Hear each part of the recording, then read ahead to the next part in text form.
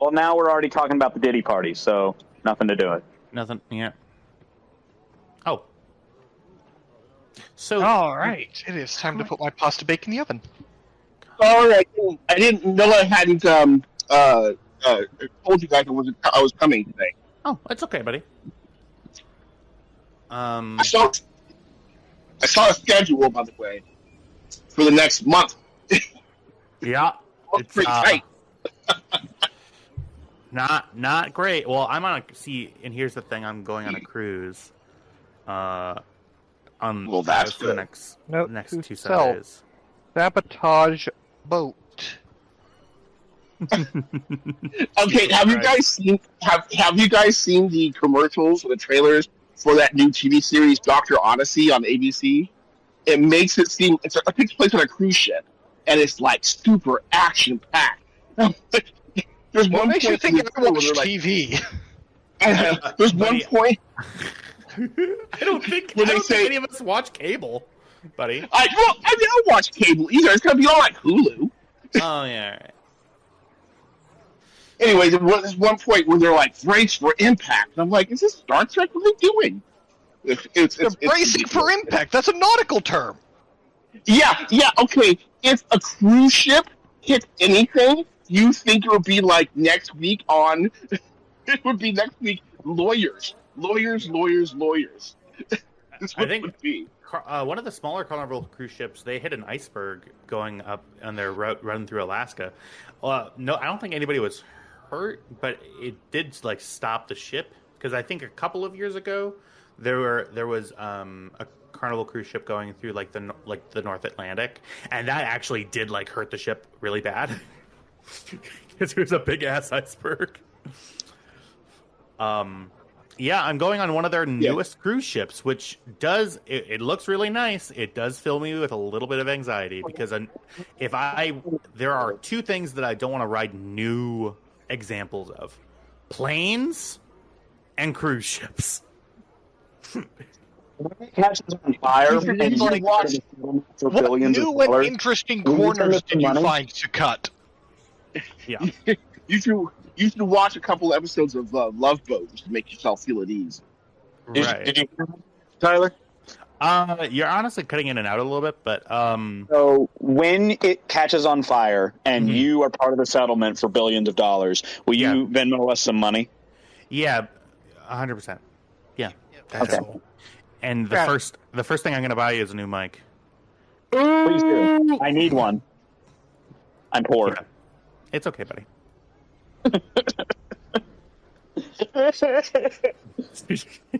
Hey, your new car's really nice. It was $15,000 fucking dollars. Yeah, that's a lot of money. It's a lot of money, money, honey. You're out here with a car? Yeah. You guys should really feel proud of yourself for making a big purchase like that, really. I mean, seriously. I still feel weird buying a new car, and I'm almost 50, so it's like, it's a huge chunk of change. Close. But you can't be almost something if you're more than it. I'm not more than 50. You're 103. Nice try. Wait. Hang on 1 second. Trev, I thought you were in your late 50s, and I'm not kidding. No. We have had this conversation. I told you guys so many times. I have told you so many times. I was born when Gerald Ford was president. In 1974 to 1979, he was president. Oh, you're not even that old. I'm really sorry, buddy. He was president until 1980. Or 1976, sorry. 74 to 76. He was only president for 2 years, sorry. I was born. You were alive before credit scores, dude. I'm sorry. No, I wasn't. You're old. You are, because the FICO credit scores did not become a thing until 1991. Well, I didn't get my first credit card in 93, so I've always had a credit score. A middling one, but I've always had one. Mm-hmm. Matthew's credit score, I'm not kidding, is so good.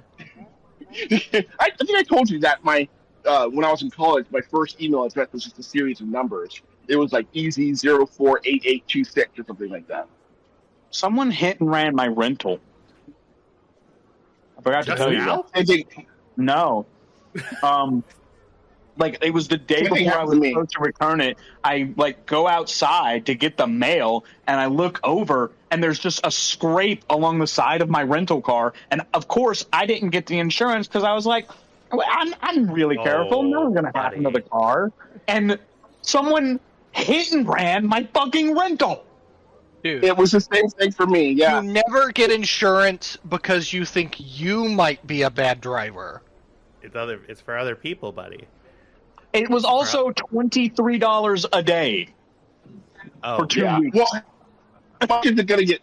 How much is it? Is it bigger than your deductible to get fixed? Well, I'm not getting it fixed, but it was a $300 deductible, which I paid. Honestly, you know, it's yeah, not the worst case scenario.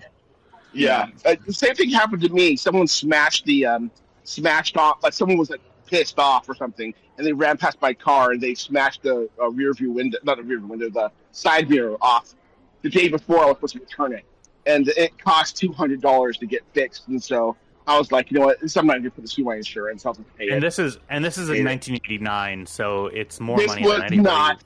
This was in 2022. Oh, okay.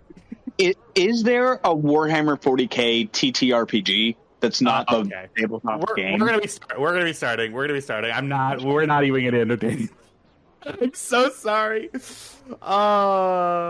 Anyway, no, I'm sorry, Justin. Go ahead and say what you were gonna say. It'll give me 2 minutes to get to my computer. I'll be right there. Yeah, that's fine. I had an idea for a game where everyone's playing orcs, but they're all orcs that believe they're part of the Imperium of Man and have created makeshift Imperial uniforms and go on missions for the Emperor of Wog. Sounds like a Fallout mission. Not like an actual Fallout mission, but one that would be a Fallout mission. I just think it'd be funny. It would be funny.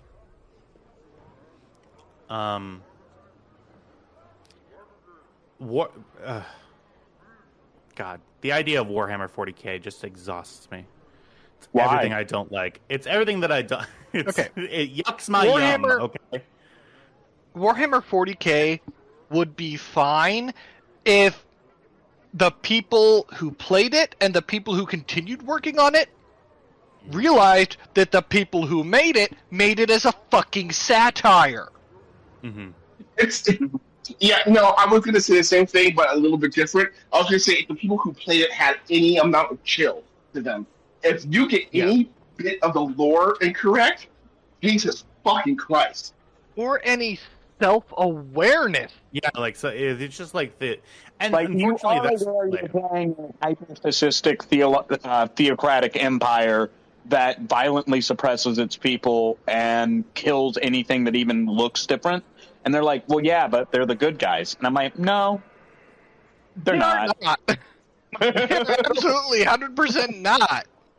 It's kind of like that one movie with the bugs. Setting has good guys. Mm-hmm.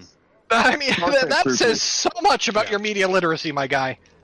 Or the people who went into Helldivers 2 and they were like, and people were like, hey, the bugs are victims in this, and everyone was like, no, but you think that it would be okay for these things to come in and eat all the humans on Earth? And I'm like, so you literally just fell for the in-game propaganda. Mm-hmm. Right? You couldn't even parse very obvious video game propaganda, and you vote. Tristan's about to have a stroke. You are responsible for choosing the next leader of this country, and you can't figure out video game propaganda. And that's where so right here, and this is the equivalence that I'm drawing. People who dig Helldivers 2 and Starship Troopers for the wrong reason, they are undecided voters. That's who we're going for. Oh my god! Oh my! Yep. Those are the quote unquote unengaged people that people are spending hundreds of millions of dollars to say, "Hey, we're good, right?" You can vote for us. Vote for name me up. All right. Oh, yeah. Well, okay. So let's This is focus where up I'm here announcing my candidacy for president of the United States. Yeah, everybody vote for Tristan for president. It is a little bit late. He will not be on the ballot, so you will just need to write him in. Just write me in. Write me in like you did Kanye. Yep, the hundreds of thousands of people who wrote in Kanye. Actually, no, it wasn't hundreds of thousands. It was like a couple of I think it thousand. was like 2,000 or something. Write me in like Kanye. I would love to see a list of all the write-in candidates across the country. That They exists. do that usually. Yeah. Most of the write-ins are like Mickey Mouse or Donald Duck. Mm-hmm. And at that point, like, what? So you could just not. You could just not go and wait in line. You could just, just. Well, now they're voting by mail, so they don't have to wait in line. They can send in their joke.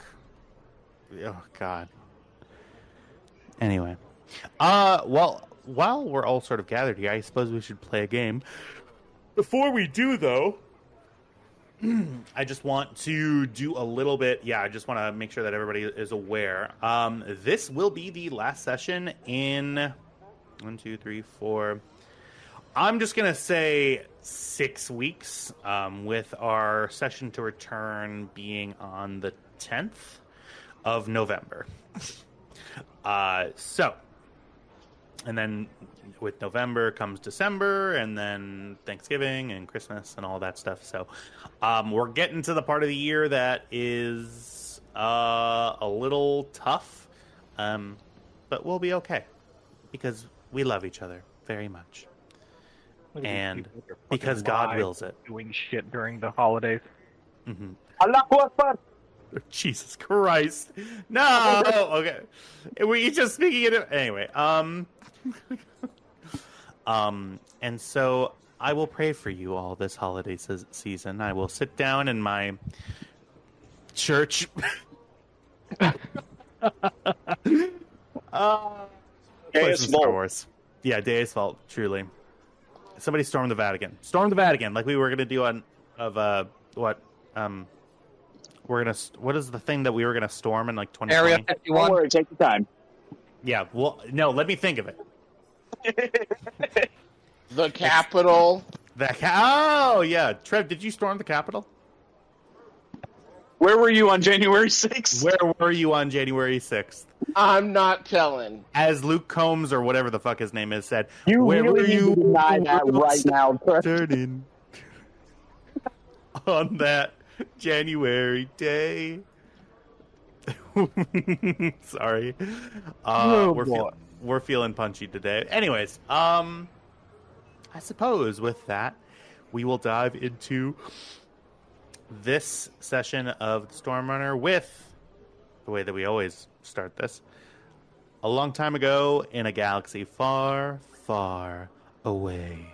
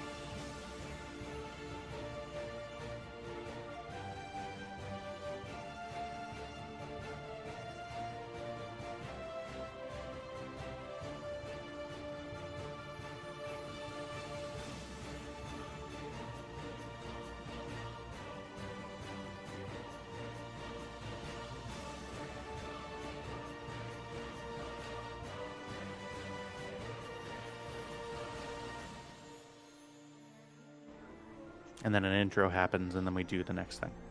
You knew I'd leave those extra words in, right? Yeah, 100%.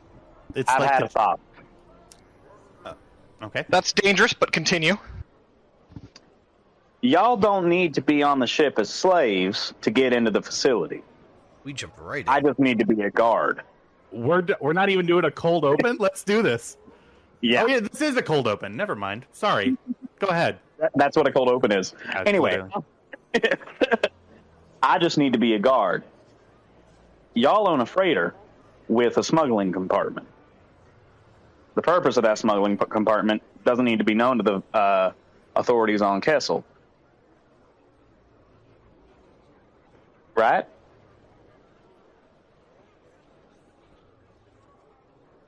Y'all can show up as customers after I'm already embedded as a guard. We can sneak in, get the guy, get my armor, and get out with the ship. Are you forgetting the Imperial bounty on our heads? Naming our ship? Kessel is no longer an Imperial facility. Are you forgetting about the fact that the Imperials are right next door, and that they will make more money capturing us and taking our ship than they will selling anything to us at all? And Are the Imperials right next door, Jim? So yeah, tell me what Cam means by that, just so that I'm on. Just Right. I know, but I'm not- just like verbalize it. Right, It's like I'm not really understanding where the Imperial, because the Imperials left the entire sector. When we wiped out that garrison on Foremost, that was the Imperial presence here. Then Yes. where did the Imperials who got there within, 48 hours, where did they come from? Kessel. They took the entire Imperial regiment from Kessel and brought them to Foremost to look for us. All the rest of the Imperials are gone. Both Kessel and Foremost kicked them off of their planets. They're no longer under Imperial jurisdiction. Well, I stand corrected then. we can't make a round trip without stopping, so we're gonna need fuel either on Foremost or Kessel. You can get the fuel on Kessel when you're buying up the spice. And it doesn't have to be anything hard. It can just be some booster blue.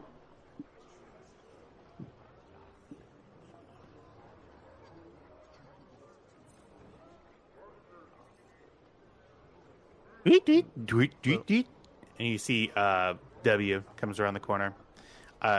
He has W. a drink carrier on his head. Is there anything on the drink carrier? Yes, drinks. I take one. What is it? It is it's protein substrate, so it's a blue gelatinous and cartilaginous membrane. It's basically blue water with chunks in it. Thank you, W. I'm not hungry. Tam will have mine. Did you make him that? No? Cam takes it and starts chugging. Mm. Where did you get that? I did not weld a tray to his head. I think. I've done a lot of things lately. Tweet, and you see W jams a socket into the table, and it says, "The little one has been making some modifications, and I truly don't know what to think about." Little one. Karga. Cam slowly turns to Kybax. I've already shouted for Karga. You hear little pitter patter steps coming along the way, and Karga comes around the corner and says, "Yeah." Did you weld a drink carrier to this droid's head? Well, I didn't weld it. I made a little slot for it, and you see he pulls out like a lever on the side, and it sort of clicks, and he sort of lifts it off. Okay, that's actually really cool. Did How'd you do that? get his permission? Well, W was just sitting there, and we were talking, and I'm we trying. don't He's trying to attach teach. random things to sentient things. If he said it was okay, that's fine. But W. Yeah, you're not in trouble right now. Just in the future, ask first. W All right. goes. W goes. The. W jacks back into the terminal and says, "Truly, I mean, it's not a big deal at all or anything." And he looked like he needed something to do, so that's me. And W spins his head around. Thank you, W. I pat his dome twice. I'm like, all right, look, you're not in trouble, car guy. I promise. Just in the future, ask first. Thank you. And Carter goes, "Yeah, I'm trying to learn binary from him. He's his dialect is a little hard to understand." And just be careful. Don't teach him too many curse words. And that one's directed at W. That implies there's an acceptable number of curse words that you will approve of. Cargo looks over at you, Kybax, and says, "Kybax, what like, how are we thinking? Like 2 to 5? Like, what are we thinking?" You're 9, so I suppose an acceptable vocabulary would be about 3 curse words. Okay, so it's 1/3 of whatever my current age is. Yeah, sounds about right. Do I round up or do I round down? Because in 3 months when it's my birthday, it's going to cause a problem. I'd say round down. Karga's eyes go wide and watery, but Kybax, come on, we can round up, right? So how long you been practicing that look in the mirror? His face goes completely normal again. I It's just good. Don't get me wrong. It's real good. And it would have worked if I didn't know you. Okay. So keep it up. Good note. That's a good note. Got it. Would J9 be there as well? J9's right there. J9's on the table. We move him around. He goes where we go. Oh, J9? Can I take you? Well, I don't really see why not. Thank you. Ah! Good luck, J9. He's a good kid. Those poor droids. It seems to me like they're willing participants. So He has At so any many rate. tools back here. How? He just got here. Wait.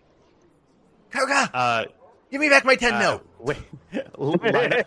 Lina, roll a perception check, and it's gonna be difficulty 3.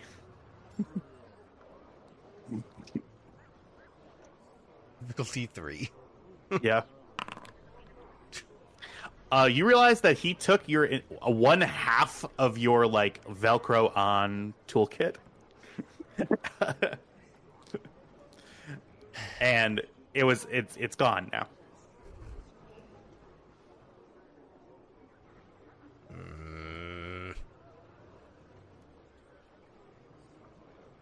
I don't remember stealing any tools when I came on board. well, she'll give them back if that makes you feel any better. I mean, I don't need those ones right now. I guess. Oh, just let me know if you need any of them. I'll get them to you. Yeah, I'm just gonna go count. Well, what do you think of my plan? This way, no one has to wear a collar. I get into the facility. I can find the stuff we're looking for, and y'all can come along at a later date. I've got, let's see here. Is there a way? I don't know if there's an item for this. Buford might be more for this. Is there a comm unit that we can get that's keyed to another comm unit that it can just like do instantaneous communication without, a range limitation?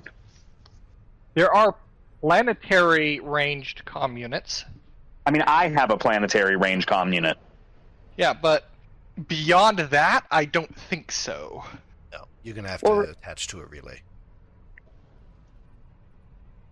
Yeah, so there's not like a portable thing that you can carry, at least from my view of that will let you talk to somebody on another planet without a larger sort of installation, or at the very least a planet style or like a shipboard style, like a hollow unit or a something like that. Because like if that was possible, they can't make them small. Yeah.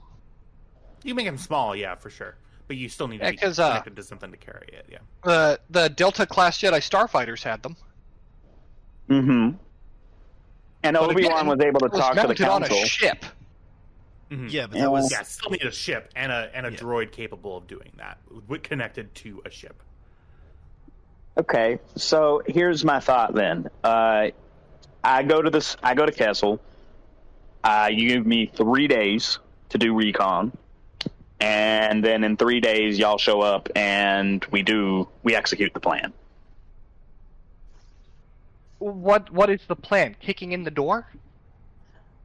The plan is, I go get the thing I need to get the guy I need to get, and we sneak off aboard the Stormrunner.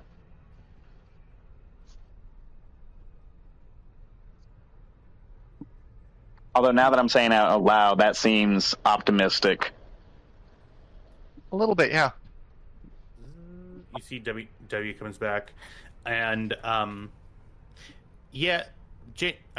Jackson to the terminal and says, the child is occupied with J9's head. I figured I would let them. They don't need supervision. They don't? J9's gonna get bedazzled. Mm-hmm. What's a bedazzle? This is, you see it comes on the screen, and he lifts up a tertiary access port that's right underneath his visual node, and you see a little tiny glass beadwork, like reds and blues and greens, and they all they're using and refracting light from the holo projector, but in a way that it's not affecting anything, and so it creates a disco ball effect on the ceiling.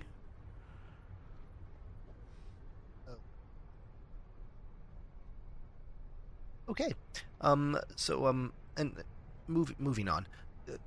Kybax, while your plan is a plan, you're not good at not walking into the problem. What happens when you get to a door or a computer or a person that you can't shoot your way through? I mean, the third one's probably unlikely, but the first two. Yeah, that's fair. She's got a point. That's fair. You can sneak effectively, but you're not subtle.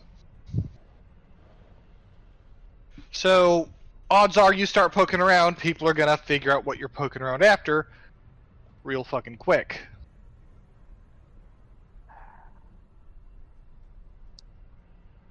If only we could get more of us in there without...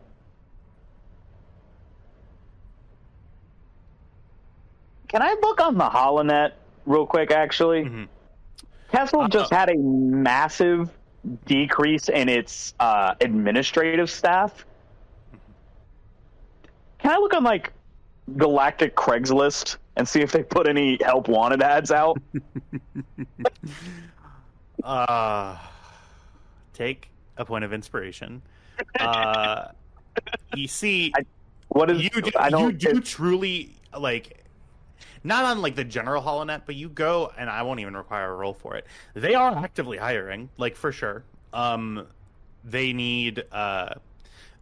There is a big, and for any more specific information, you would need to roll. But in general, they need people with ships so that they can take over both the legitimate spice trade on Kessel and to help rule over the unlegit parts of it. So the Imperials were sort of administrating it's a planet. It has a resource that it's exporting, that it's making money off of. And that resource is all of the spice. Most of the spice, like most drugs, they at one point in the supply chain have an actual use. So glitter stem spice can be refined into really good healing agents and other properties. Booster blue can be used in specific quantities as industrial sealant that works really well. A lot of the spice has legitimate properties and legal like recreational use in other parts of the galaxy, like the Corp sector. It's fully legal there. Like people, they don't care. It's rampant capitalism there. People can do all the drugs that they want to do as long as they're willing to pay on a market for it. And then there's the illicit uses of it, which by now, with the Empire becoming shattered and scattered, that's like where the actual money is being made too. At Above Board, I just learned something about where spice comes from that I feel I need to share with all of you. Yeah. Okay, so there's a thing called a Kessel energy spider, or a spice spider. I'm gonna ask you to stop talking about that, please. Thank you. Son of a bitch. Continue with the scene, please. Look, man, I don't know what to tell you. It's spiders all the way down. It's all spiders. I step over to the thing, I look that up, and I'm like, hey, Cam, come here. Cam wanders over. Take a look at this.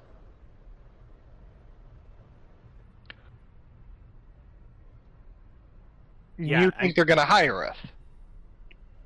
I think they're just about desperate enough to hire anybody. They just lost most of their administrative staff.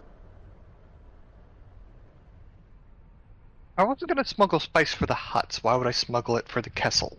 Well, in this particular instance, you don't have to smuggle anything more dangerous than Booster Blue.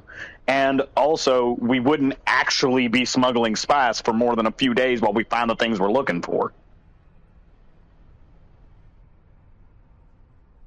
So this gets you in? I mean, how are we supposed to do any searching when we're off making deliveries?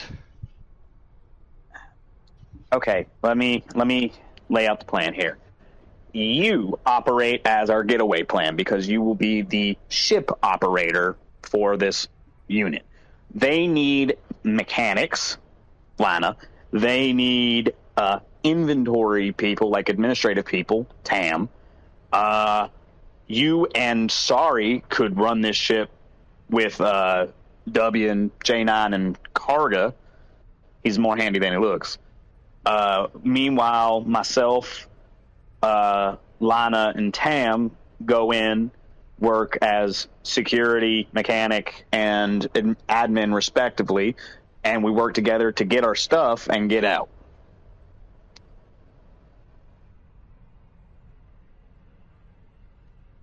I don't like how this splits us up.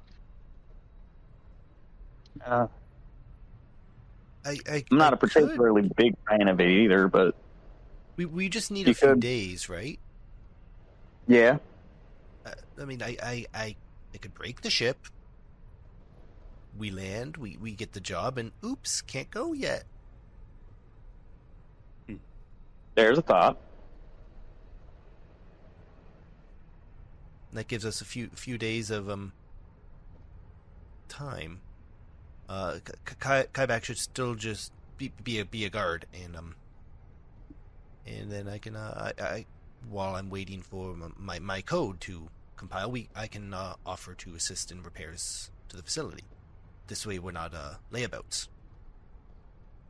This makes it plausible for the ship to be grounded for a few days, and us to be there. What do you think, Cam? Plan sounding better now?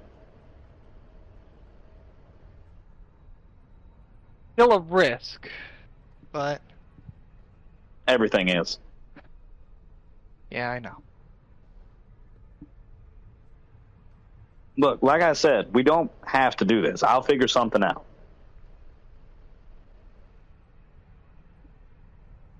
Stop saying that, please. Next He time you raises say his that, hands. I'm going to take your helmet, beat you with it, and turn it into a chamber pot, okay? Well, I was that's gonna say just we should rude. bedazzle it. The disco lights go off again. Doom, doom, doom, doom, doom, doom, doom, doom. Joke's on you. Glue doesn't stick to Beskar. Oh, Anyway. Oh. Really? Lina, that sounded like a challenge. Please don't. Anyway,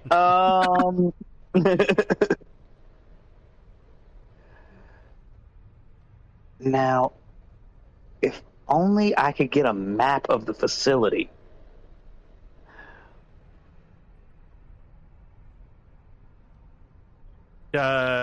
W clicks into the terminal and says, well, I mean, if it's the main Imperial facility, my previous owner probably has that stuff somewhere inside me. I don't...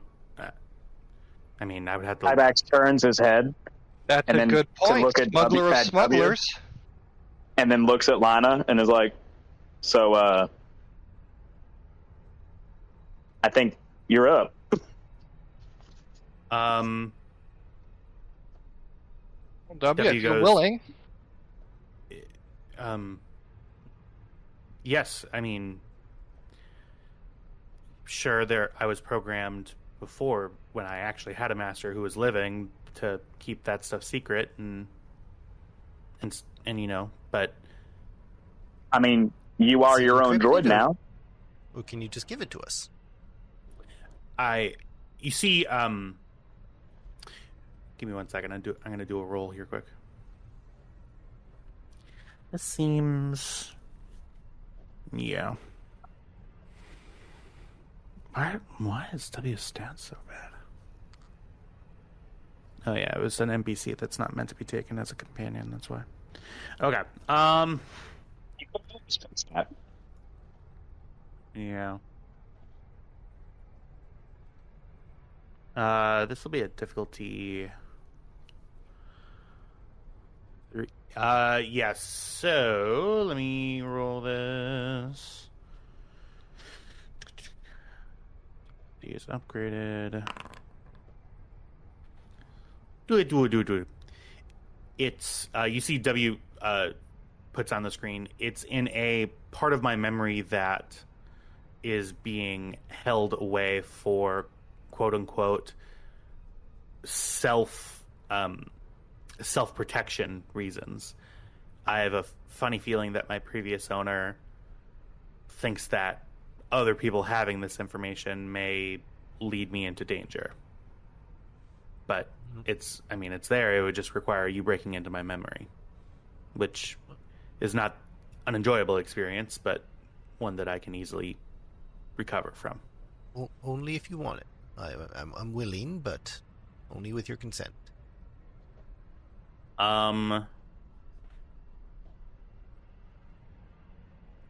With Kybax in the lead, go ahead and give me a charm roll. It will be just difficulty 1, and you get a boost die both from the circumstances around the scene and from Lina's help. So is that 2 boost die? Yep. Look at that booster blue. Doing nothing still. Yep. Cool. Debbie says, well, I don't really have anywhere else to go, and while y'all are annoying sometimes, it kind of feels right to give you this stuff. Okay. Well, Let's, I never. Let's head back to my shop. and we'll take a gander. What you got rolling around inside? We have not rolled Destiny. Well, that would be why, because we did a cold open that nobody told me about. You sons of bitches. All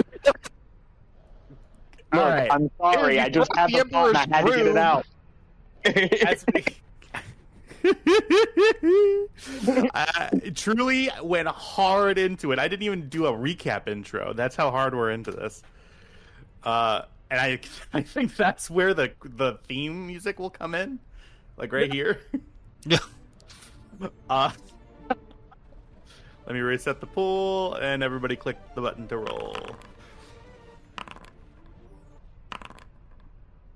Good. We got one additional light for where it was. Yeah, for sure. As dark intentions, or obscured intentions, mire in the background, the Force is as uncertain as your path forward. And that's about as much as of that I can do. Okay. Yeah, you see W follows Lina into the office. I will say just to establish, to make sure that everybody is aware. So the ship, the contact that you were given, you know, that guy. Yeah. Galen. Yeah. Galen Rook told you that a ship would be leaving from Slaheran, from the capital city, and that with a slave ship. The slave ship would be taking people who were being brought from the slave pens of Slaheran to then go over to the mines of Kessel. Yes. That time is in 3 days, the scheduled pickup time. And I will say, as y'all walked away from that scene, you got the specifications of the ship that you'll be heading on. It is give me one moment. It is a Swantek TL 1200 transport. So, Swantek TL 200 transport. With the name Iron Chain.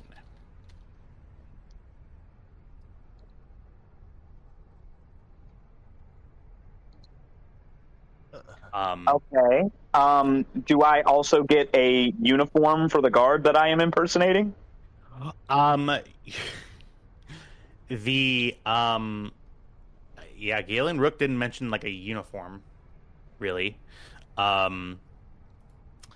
However, the sort of gist of it that you got from him is that, yeah, you can bring whatever equipment that you want. I mean, you're gonna be goodness. So I can just go in my armor and it'll be fine. Essentially, yeah. But obviously the people who are coming on as quote-unquote captives should look the part, essentially, is the vibe that you got. Right. Should be bound, should be brought on.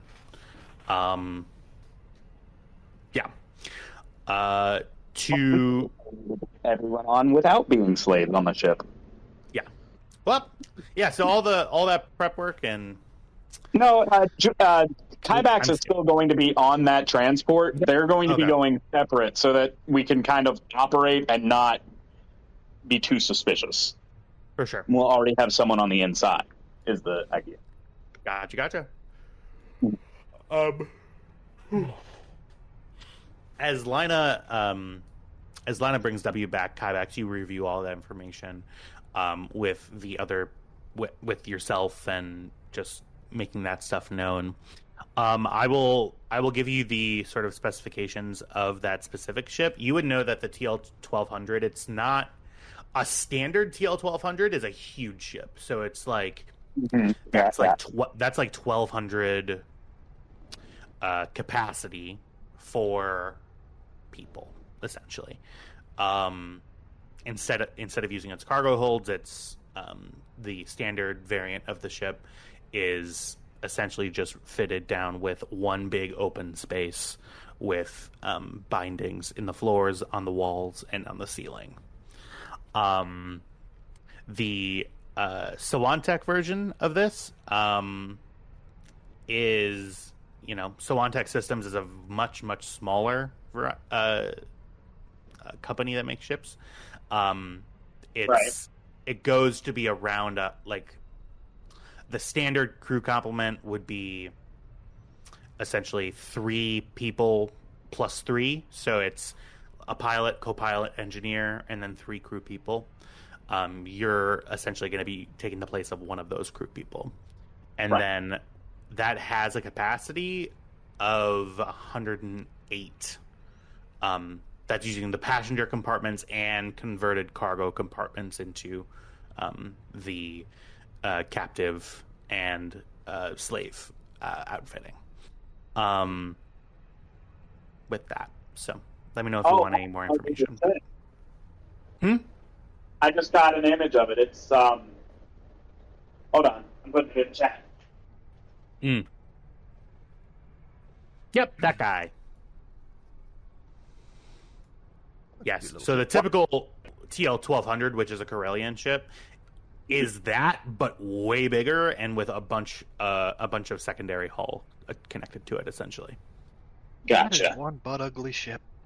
Yeah, true. It's a real doorstop. Literally. Why does it look like a Hot Wheels car? Because it's a doorstop. We just covered this. And it really does look like a Hot Wheels car. Like, I'm pretty sure I had this Hot Wheel. Yeah, like some executive at Hasbro spent months designing it just to then be turned into a thing for Star Wars. Anyway, all right. So W follows Lina into the engineering bay. I'll be right there, W. One moment. Okay. She looks around the room and just looks at Tam. You've got some computer experience. Would you mind helping me?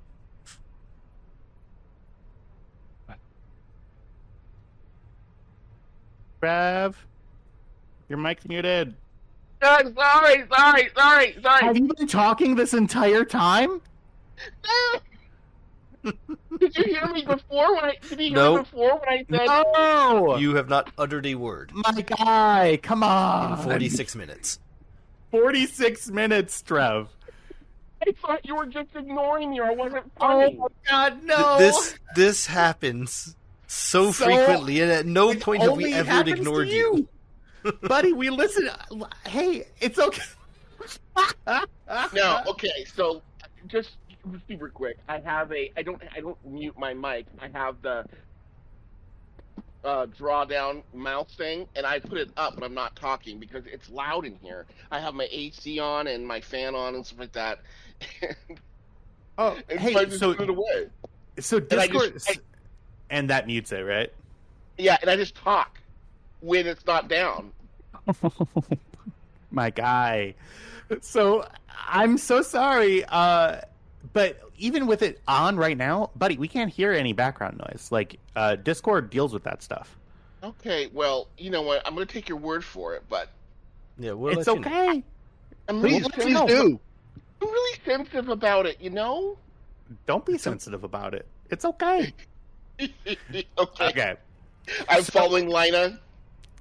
No. Yeah, I should say that Well, yeah. if we're going to ignore you, we're going to be rude about it. Yeah. Got We would never just... Man, I feel so bad. All right, we're starting over. Everybody go back. long time New ago in a culture. galaxy far, far away.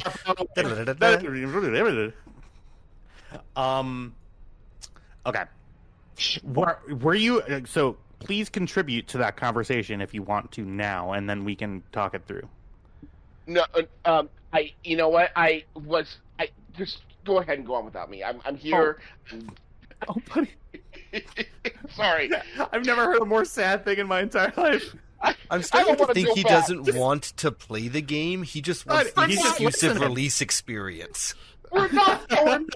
We're not going back. We're not going back. We're not going back.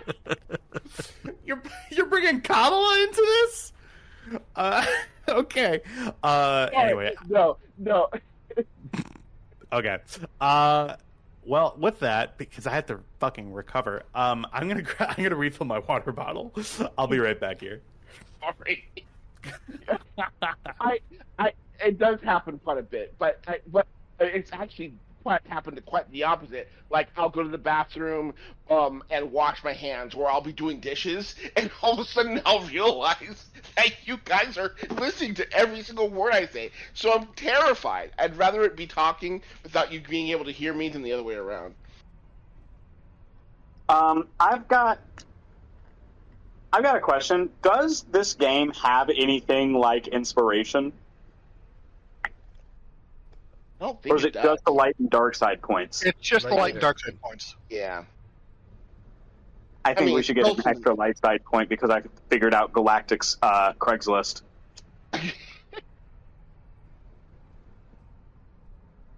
Okay, so never mind. I like this. So wanted tech transport. Did he post a picture of this ship? Yeah. It's in There the. she is. I see it. Oh, so this is like that SWRPG ship.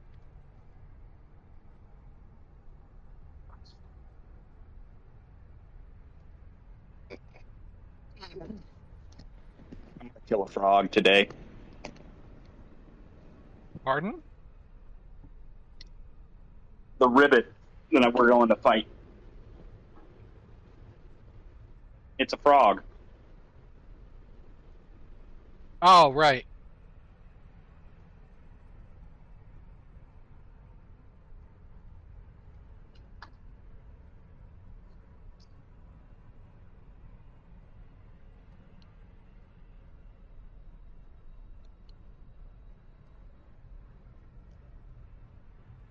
I don't like the frequency in which things are reminding me about the Guan Yu. Such as? Yesterday there was a joke, a prom night joke, and then I thought of Woodyard and Reese in that elevator, and then got sad again. No. That was a great joke. Oh my It god. was so good. Like, dang it. I keep forgetting.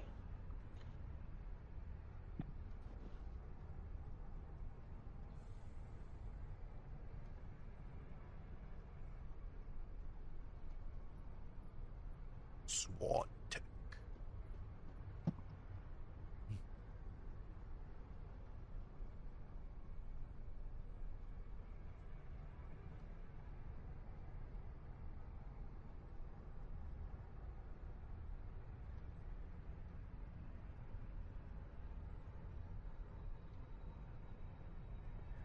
Whoa, so much banter. Yeah. I'm just stuffing my face. And Trev just leaves. God damn it. Trev! Come back. Is he... I legitimately feel so bad. I was like, he is being really quiet. He might just be like, I don't know, like vibing. I don't know. Ugh. Welcome back. Welcome back. Oh, buddy, you're very quiet. Am I really quiet still? Yeah, you're good. You're fine now. Just those first 3 attempts. Oh, okay. Sorry. You said so much banter, and I started talking, and then I disconnected. That tracks. And I'm like, okay, somebody doesn't want me to talk. Somebody does. I think that somebody's you. No. Sorry. Anyway, All right. Yeah. So, you guys all see W head over to the maintenance area. You hear a clash and a bang from Karga's room. Linus steps aside to let Tam walk towards maintenance. Did you not hear me chugging the drinks with the protein No. pieces in there either? No. You didn't hear anything? I heard that. The last I thing heard we that heard Pam was you takes took it it. and chunks it. That was the last Yeah. thing I heard until you said you were muted. Oh. I was hilarious for the last 45 minutes. I thought you just ignore. Never mind. He's gonna squeeze past Lina. We slowly squeeze past Lina, and then keep going back to the maintenance theory to see what fell down. No, it didn't fall down in the maintenance area. Yeah, it's Whatever, Karga. my guy. Karga's room. Oh, whoops! I'm sorry, Karga's room. No, where are you're you going? to Not you. Karga's room. What am I doing? You maintenance sound Karga. Lina asked you if you wanted to go to maintenance with. Yes, and that's what I said. I was following. Like, this is what I said earlier. Stop traveling through walls. There we go. Okay. Welcome to my shop. W, if you could plug in onto that terminal there. That's an engine.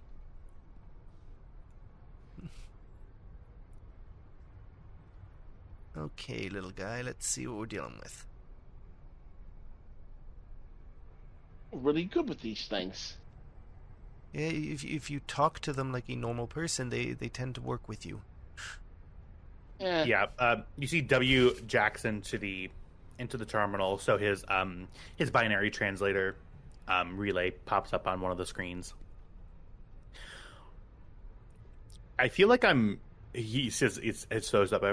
I feel like I'm interrupting something, but I'm the one who is in the room first. Is that weird? No. It's just it's Tam. So Not look, Cole. Not memory. Cole. Look at that. So can you bring up your file directory and specifically the blocked out portion? You see W go, he makes that astromech computing noise. If only I made you a soundboard.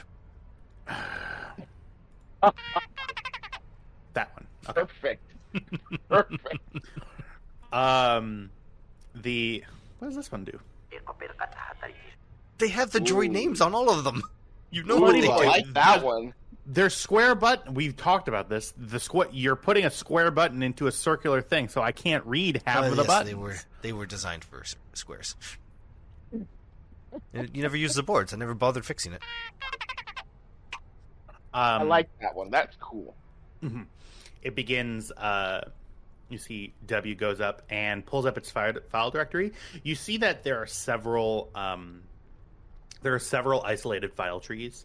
A lot of it appears to be stuff that's at the more of the fundamental side of his memory. So it appears to be a lot of memory engrams, a lot of core like OS stuff was actually sort of partitioned separately from the main storage files. Nothing that's necessary for function, but it's a lot of. This looks like kind of a home job essentially.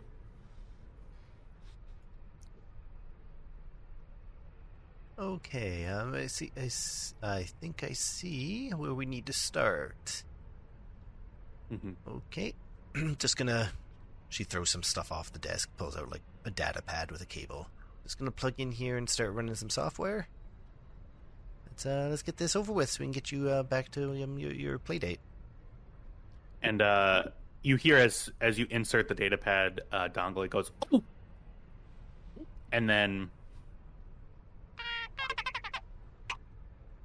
you see W's OS and mainframe stats come over onto your data pad.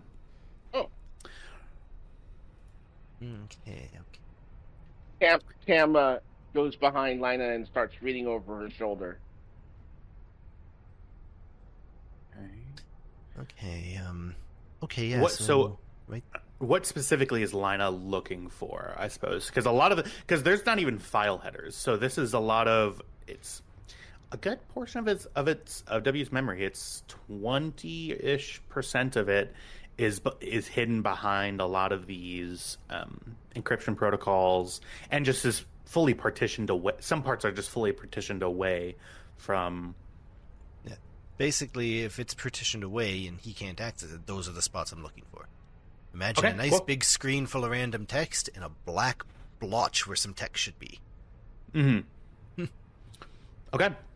Hi, computer. I do not. So, go ahead and Lina, go ahead and give me a computers check. This is going to be rather interesting for you. It will be at difficulty 2, but one of the die is up.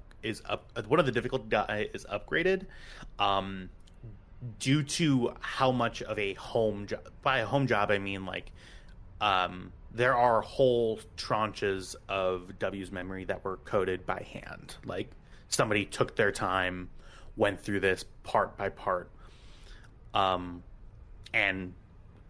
made W's OS into W's OS.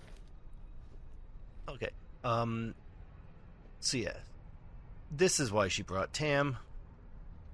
Lina tries to do things the proper way, so portions of this just confuse the hell out of her. So she turns to look at Tam, who was standing to her left, and then turns to the right, where his head is now on her shoulder. Ah!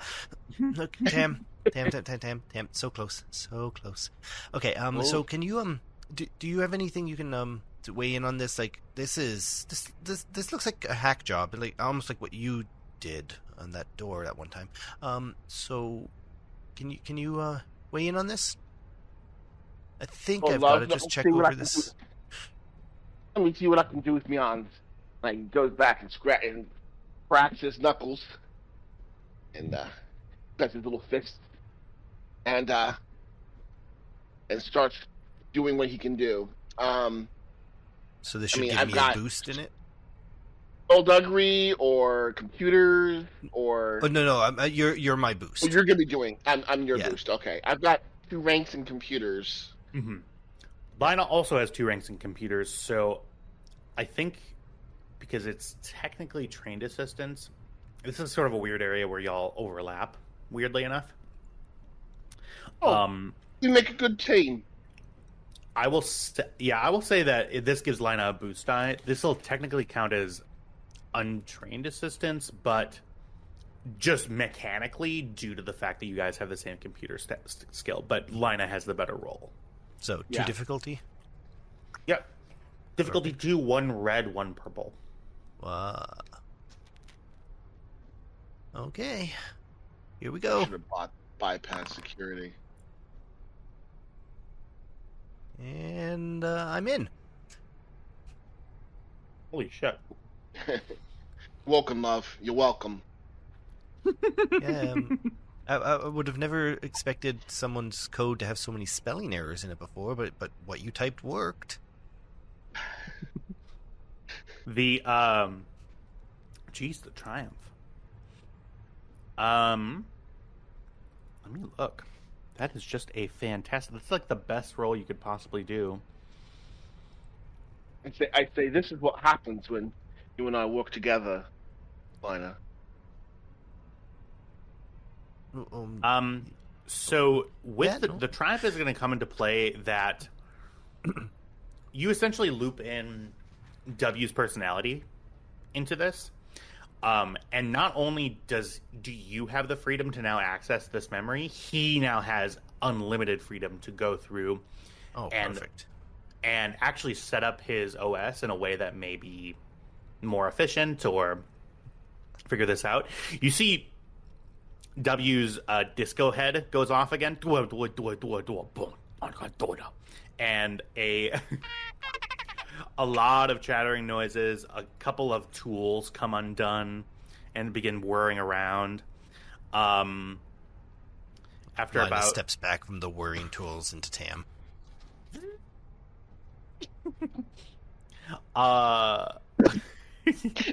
If you didn't know anybody, you think that W might be having an orgasm. Oh! I got magic hands there. I got sweet magic hands.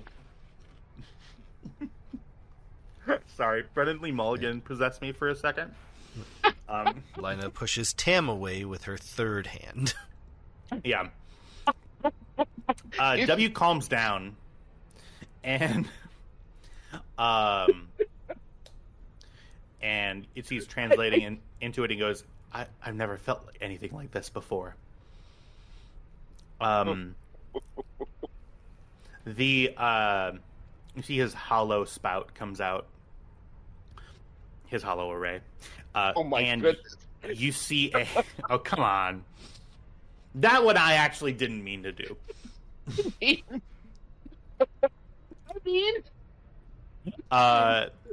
And you see a instruments start poking out.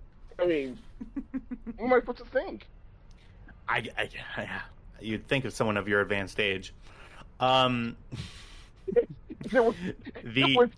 If I was a robot, it'd just stick out halfway and then go back. Yeah, 100%.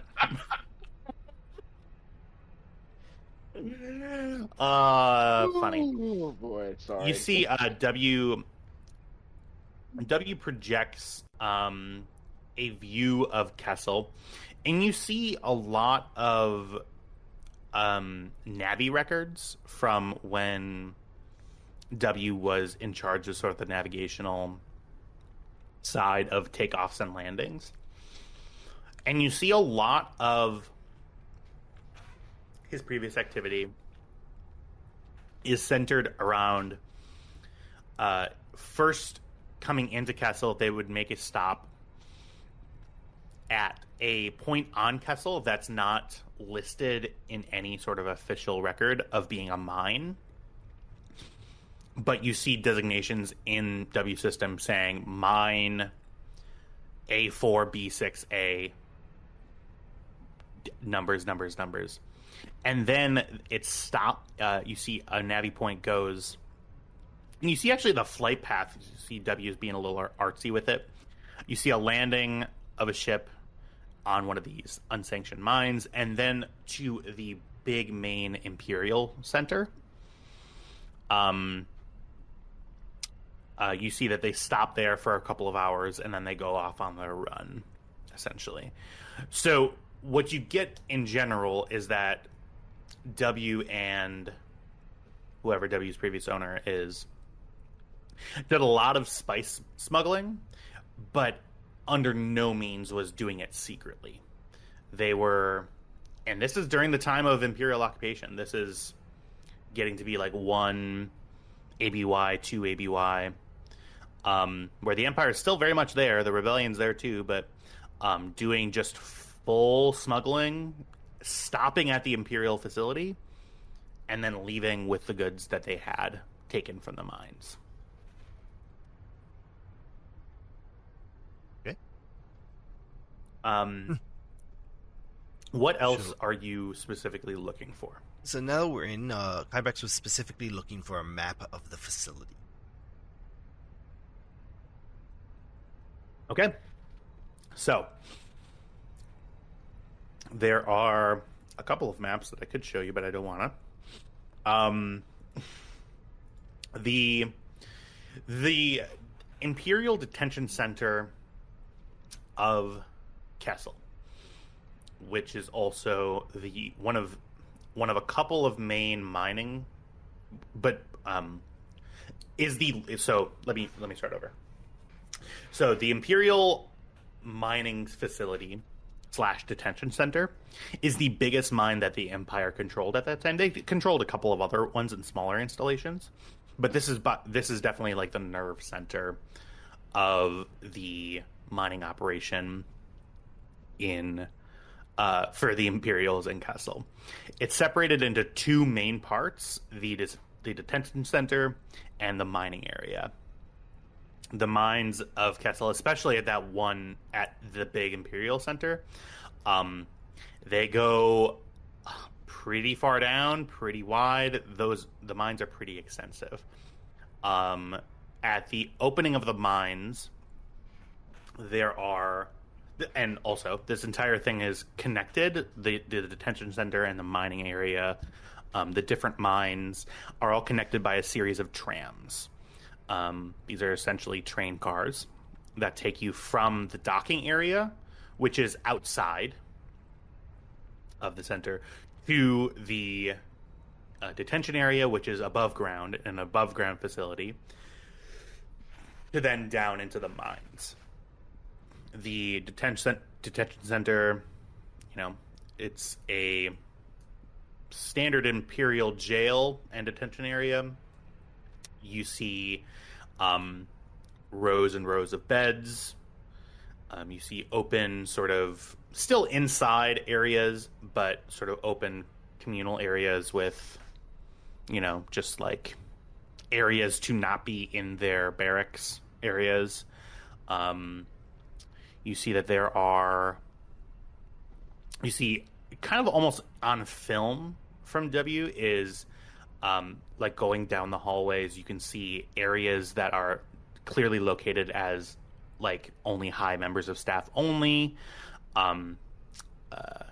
enhanced interrogation areas, aka torture chambers,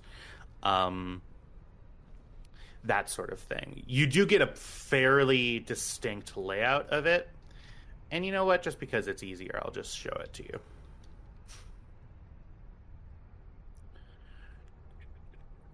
Do I want to do this? Sure. I will not show the stream this because this is subject to change, but it looks something like this. If I could find the chat. This is the sort of extent of the data that W has gotten about the detention area. So essentially, there's a egress that you can get off the train at. There is, a decent amount of bathrooms. Areas for beds. A large open area, detention area, admin area, and that's pretty much it. In terms of one sort of pod of this detention area. Now, the detention center, several, dozens of stories high with a bunch of different blocks. So this is like one block of a detention area. Okay. Yeah. So as she gets that data, she'll put it on a pad and say, okay, Tam, can you take this over to Kybex? I'll button W up and get him back to Karga. Sure enough. The second you step out of the engine bay, the spiciest smell you have ever smelled hits your nose. Oh, what's cooking?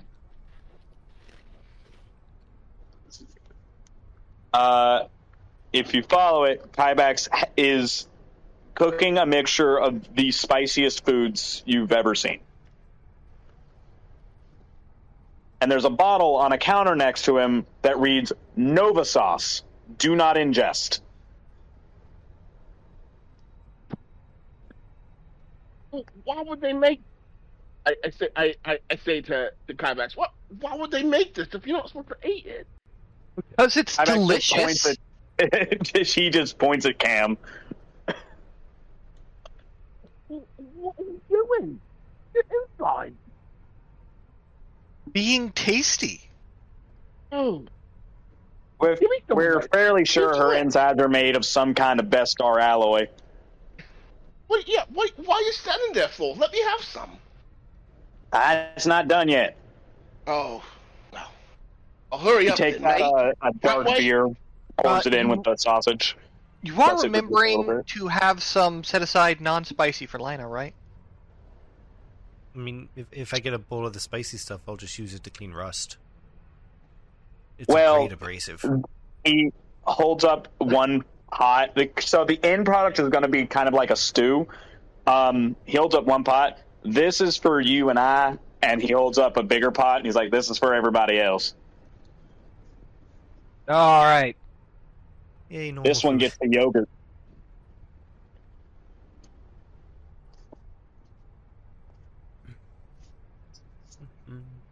You see, as the climax of cooking with the Nova sauce goes off, you see a warning message on the big sort of ship's readout sensor right by the table. Environmental systems malfunction. Environmental systems malfunction. Cam reaches over and just flicks the fans on. Holy. Local I thought Dad contaminants fixed that. detected. I mean, what is this made of? This is a proper Mandalorian dish. This is a tinglar. Really? Hinglaw. Sounds great. It makes your lips tingles. It's not its actual name. Oh. It is its actual name. Tinglaar. Tinglar.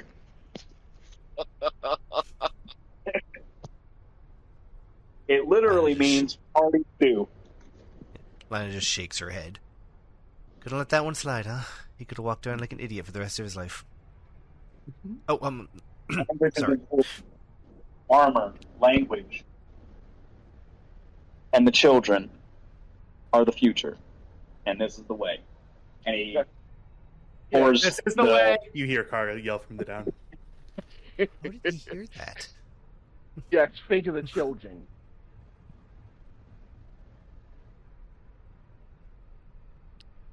Our armor protects So- us, our language informs us, and our children lead the way.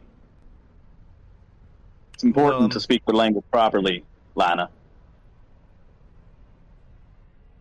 Well, speaking of leading the way, we've got you a map, or at least a portion of one. Standard Imperial Detention Center, so you should be able to extrapolate most of the data you need. Does the detention center have a hangar attached to it? And not that I could tell from here, no. It's probably a communal landing area and then broken off into wings. Damn. That'll make a hot exit hard. Speaking of hot exit, and he turns around and he has the bowls. Gimme. Hands one to Cam. It's more bright red than the rest of the stews, and every once in a while, a bubble of some kind of gas escapes from it. Sorry, Jack saying "gimme" really got you really got me. I don't know what's going on.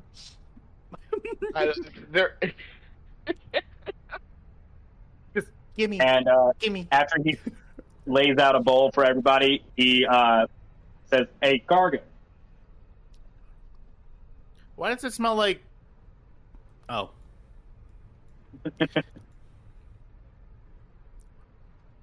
Here. Yeah, the And he environmental takes systems out a warnings are thing going of, off like- in my. What's that?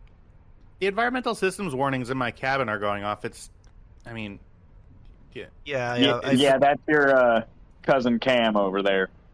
I forgot after my security upgrades to reinitiate the Nova Sauce protocols. Give me a second. Just typed on the little console. There, it should ignore that. Hands Karga the bowl, and he's like, "Do you want the yogurt?"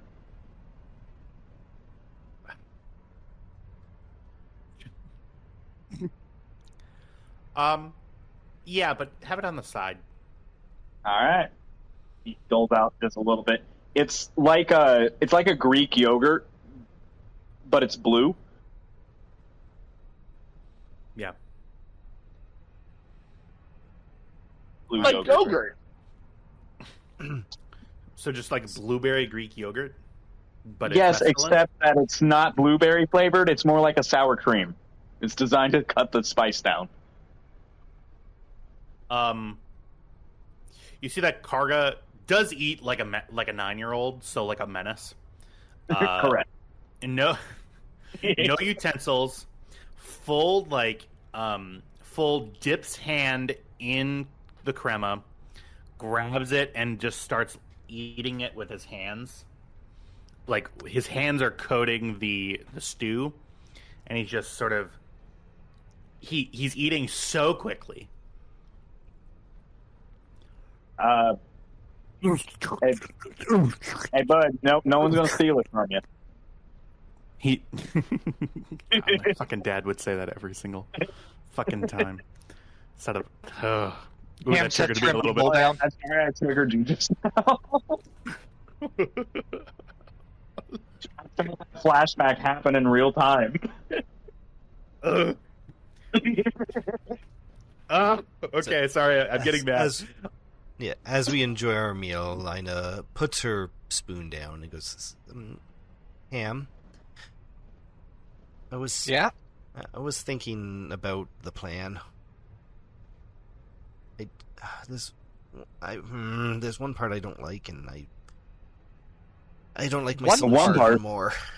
Oh, I don't like a lot of it, but I don't want Kybex to go plan are we alone. talking about? Okay, hey, one person at a time.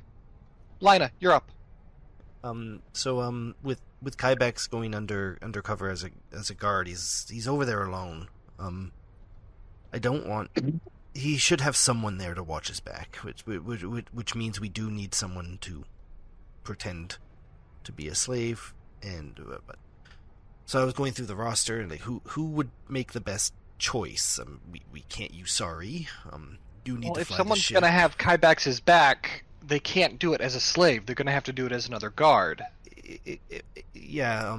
So either as a guard or a very useful slave who could be, otherwise employed. Kybax looks over at Lina, then looks over at Tam, kind of tilts his head. Well, I mean, to be honest, I'm better with a gun than you are, Lina. Well, yeah. You're better with your hands, another thing. So, but I can do all of the things that don't require shooting. Doors, computers, locks, all of those things. So if I'm over there and he breaks something, I can definitely be, air quote, forced to fix it. Lina. Thing is, Lina. Can't do it as a slave, because a security guard's not going to have the authority to tell a slave where to go. That's not his wheelhouse. I could bring you on as, well, this is a bit... So,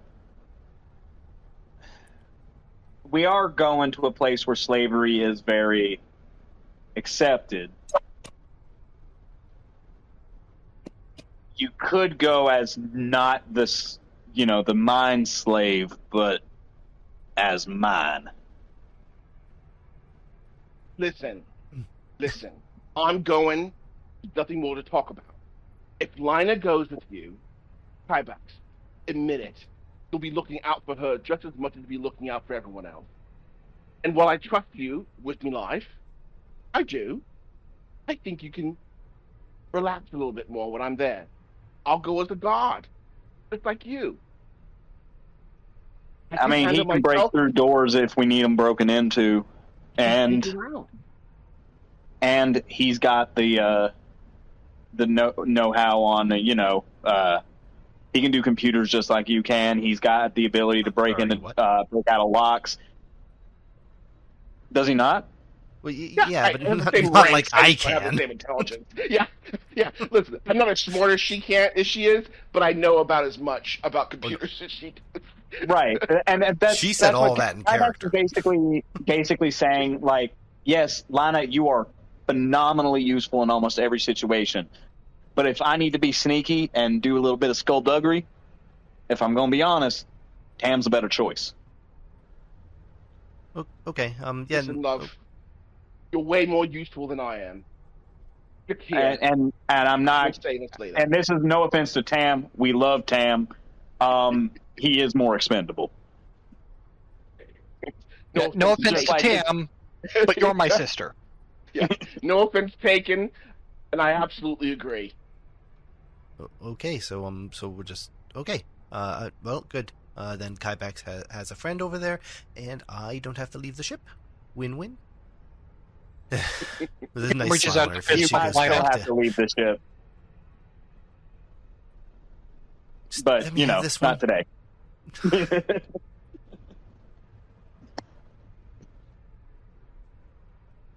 Karga has a bowl on his head,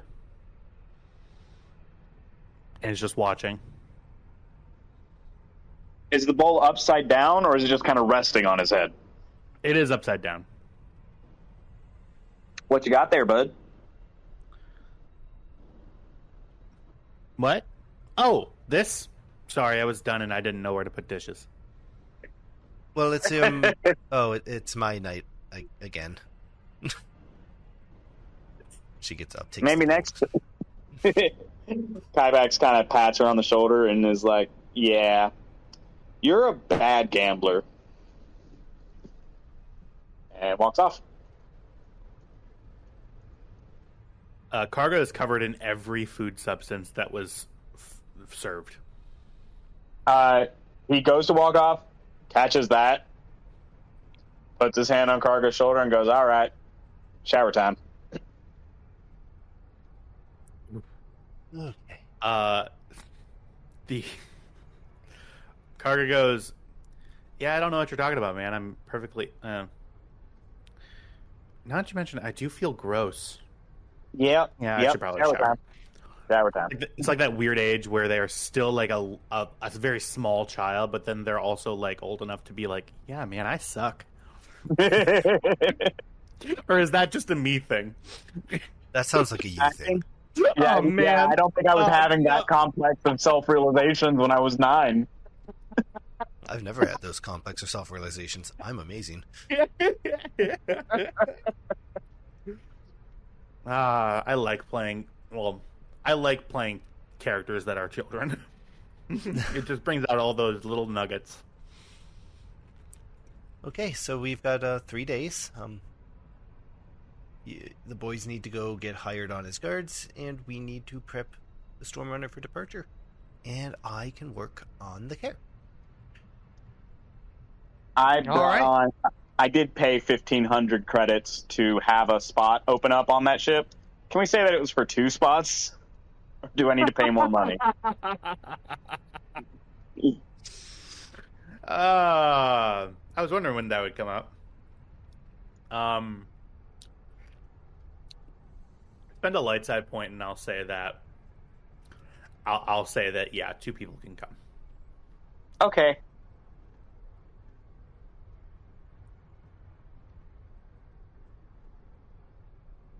And I'm going to spend that back to you for something that happens. Don't like that. Okay. Are you okay? Yeah. Yeah. We'll go ahead and I think so. We want to have a couple of things. I think we can probably skip through the 3 days, but I want to get okay, right over the next 8 days. Gotcha. So a couple of days go by. Kybax, you get reached out to by that guy. The guy, the one. Galen Rook. Yeah, Galen Rook, yes. And Galen reaches out and says, "Are we still on?" Yes, it's going to be myself and one of my compatriots on as guards, and we found out that Kessel is hiring, so don't think we'll be needing any slave collars just yet. The Galen Rook messages back. I would say that y'all are able to see each other in this communication. It's just planetary. Mm-hmm. Galen goes, yeah, it provides its own set of complications, but any plan does, so I suppose you're the expert. Well, thanks for your vote of confidence. We'll do our very best to get everything back on track for you. And you'll also get him out, right? Yes. By the way, did he give us a name of who we're looking for? Yes, I have a name. That is Lieutenant Dameron Davies. Cameron Yes. Davies. Do you have a photo? Anything? Thank you for typing that. He sends a photo. Say, you know what? I'll just show his token. What he looks like. Very sort of broad-chested, kind of Nothing heavier has set, come up. but not in a way that's, like, I'm not going to say that he's just heavier set. Sort of broad, hulky shoulders, with a comparatively small head. Sort of big nose, sort of pale blue eyes. You see that the picture that Galen sends over is, it appears to be like an imperial, like at an imperial party of some kind. He's wearing a full gray imperial uniform. He's smiling and holding a drink over his head with a couple of other like-aged imperials. Yeah, that's him. And feel free not to answer, but why go to all this trouble for this guy?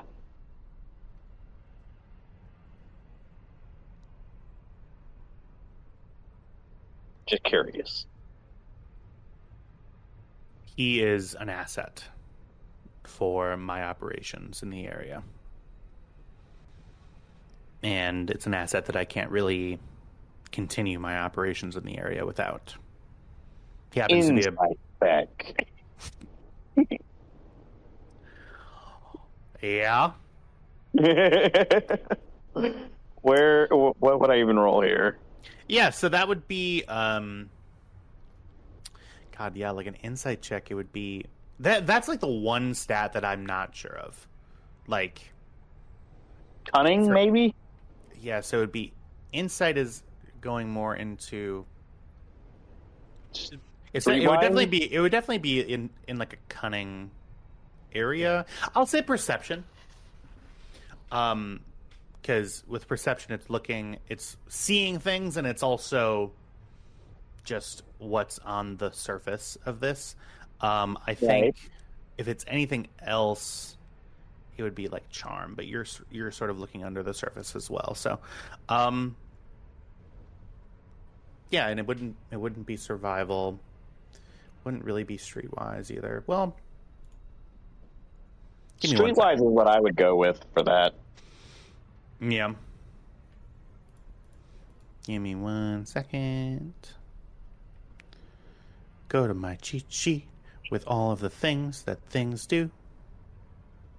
Skills. Choosing skills. One moment, everybody.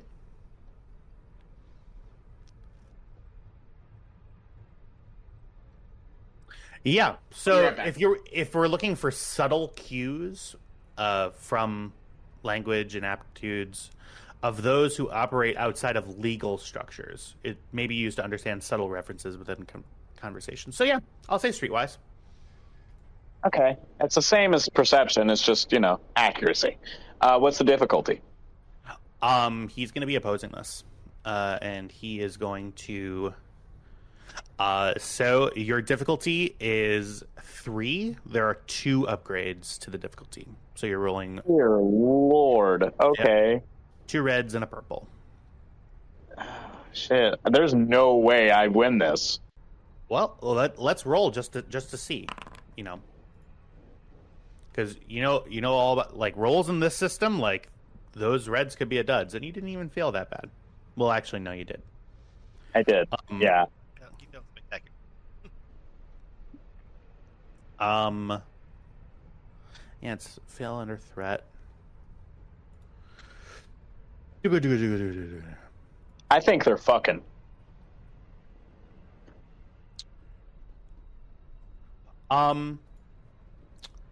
Yeah, so you're not able to get a glimpse. So Galen is in business mode now. It represents you honestly, you take him at his word. Like, he is an asset. Like, but if you're looking for any deeper meaning, he's using language that specifically is very surface level, Right.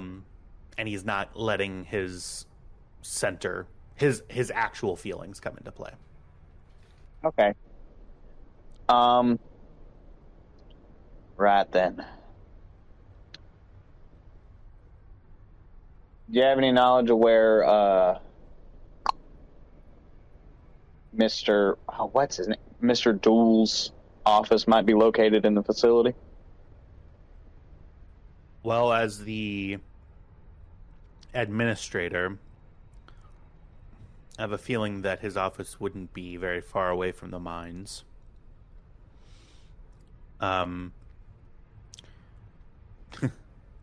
Maruth has been known to be a rather paranoid figure. And that paranoia, most of it is Rybet's sort of intuition regarding how things work. The other part is the fact that he rather often dips into his own supply.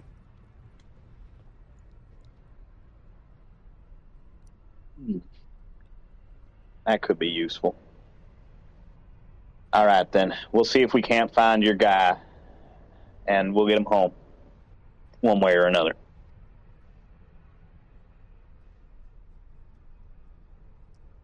Smooth sailing. And he ends. Clear skies.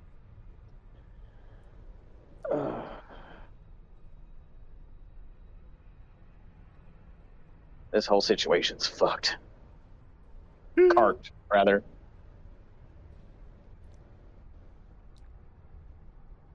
Okay.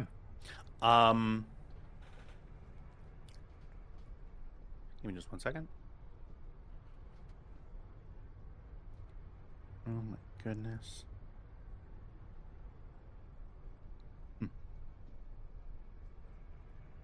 Aw, man. Matthew's sending me photos of us 3 years ago. It's making me happy. Anyway, sorry about that. Yeah, so the time is rapidly approaching where you need to make your way to the capital city of Slaheron to meet the Iron Chain, which will then take you to Kessel. What, if anything, over those intervening 3 days, are we doing specifically to prep for this mission?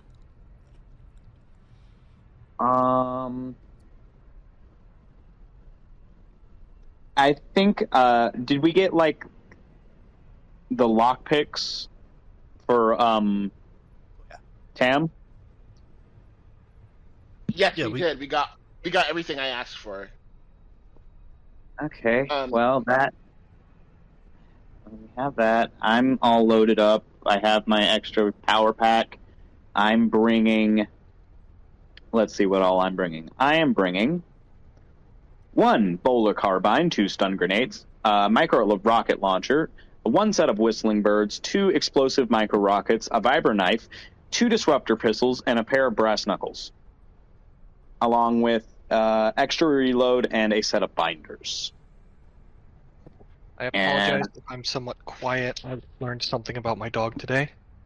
Oh no. What happened? She is obsessed with pasta bakes. Oh my god. He has not shut up. You Jack, you said, I don't know if you know this, but you said that in a way that I thought something terrible had happened to your dog. No. Something terrible is happening to me. No kidding. I'm getting fucked at constantly. I am getting whined and barked at. I swear to you, I thought there was gonna be a C word or a T word or something involved in there that was a horrible thing. Okay. And Focus 5 up. stim packs. Sorry, say that again? and 5 stim packs. Okay. 5 stim packs. From where are you getting these stim packs? I will bought go to 20 the of them. general store Oops, sorry. and buy them. Oh, Yeah. there you go. Okay. Ooh. Sorry, my ear is hurting. All right. 25 a piece, right? Yeah, they are 25 apiece. Yeah. All right, you better give me those 125 fucking credits. I will. So let's see. 3,293 minus 125 equals 3,168. Thank you. Nom. Okay. So that's Kybax's equipment. All good. Tam. Okay, yeah, I'm bringing the lockpick set and the surveillance tagger. The surveillance tagger allows me to, tag somebody and follow them, or at least monitor them on a small handheld device. The concealed escape, especially, is especially good, and the electronic lockbreaker. Now, the data spikes, I don't know if they're important enough because I don't know if we need to steal any information from there, but I'll bring 1 or 2 just in case. I do have one other thing that I want to buy for 250 credits. It is a rarity 2 item, so I should be able to find it. Yeah, what is it? A recon remote. Explain. It is a reconnaissance drone about the size of a tennis ball with a bunch of cameras on it that can be controlled in real time. This game really doesn't make it easy to make something not scoutable. I have no reason why you cannot buy that. Yay. Yay.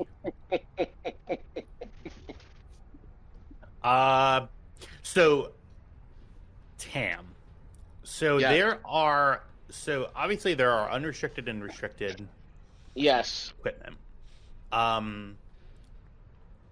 In terms of your so you're taking your lockpick set, your surveillance tagger. Right. In terms of your data spikes, those aren't just like for getting data to something. It's may expend a data spike to attempt to disable a security program as a maneuver rather than as an action, and it reduces the difficulty check of a computer's check by 2 to a minimum of 0. Yeah. So those are very, very useful, which is why they're rather expensive. Okay. Yes. Okay. Essentially, that means that you can hack into a door using a maneuver instead of your entire action, and it makes it easier. Well, then how much are those? I have 6 of them. You have 6 of them? I have Yes. 6 of them right now, yes. So they are 100 credits apiece.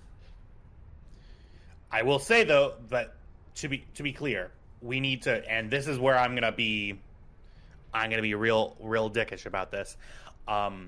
We all need to be keeping really, really close attention to our encumbrance right now. Okay. Yes. So Tam, data spikes have an encumbrance of 1. You have 6 of them. Your total threshold for your encumbrance is 7. Oh boy. Okay. Really? So, yeah, well, that's a derived attribute. Let's make sure that that's right first. Right. No, I mean, really, the data spikes have 1 encumbrance. I know it's like tiny. Okay. Yes.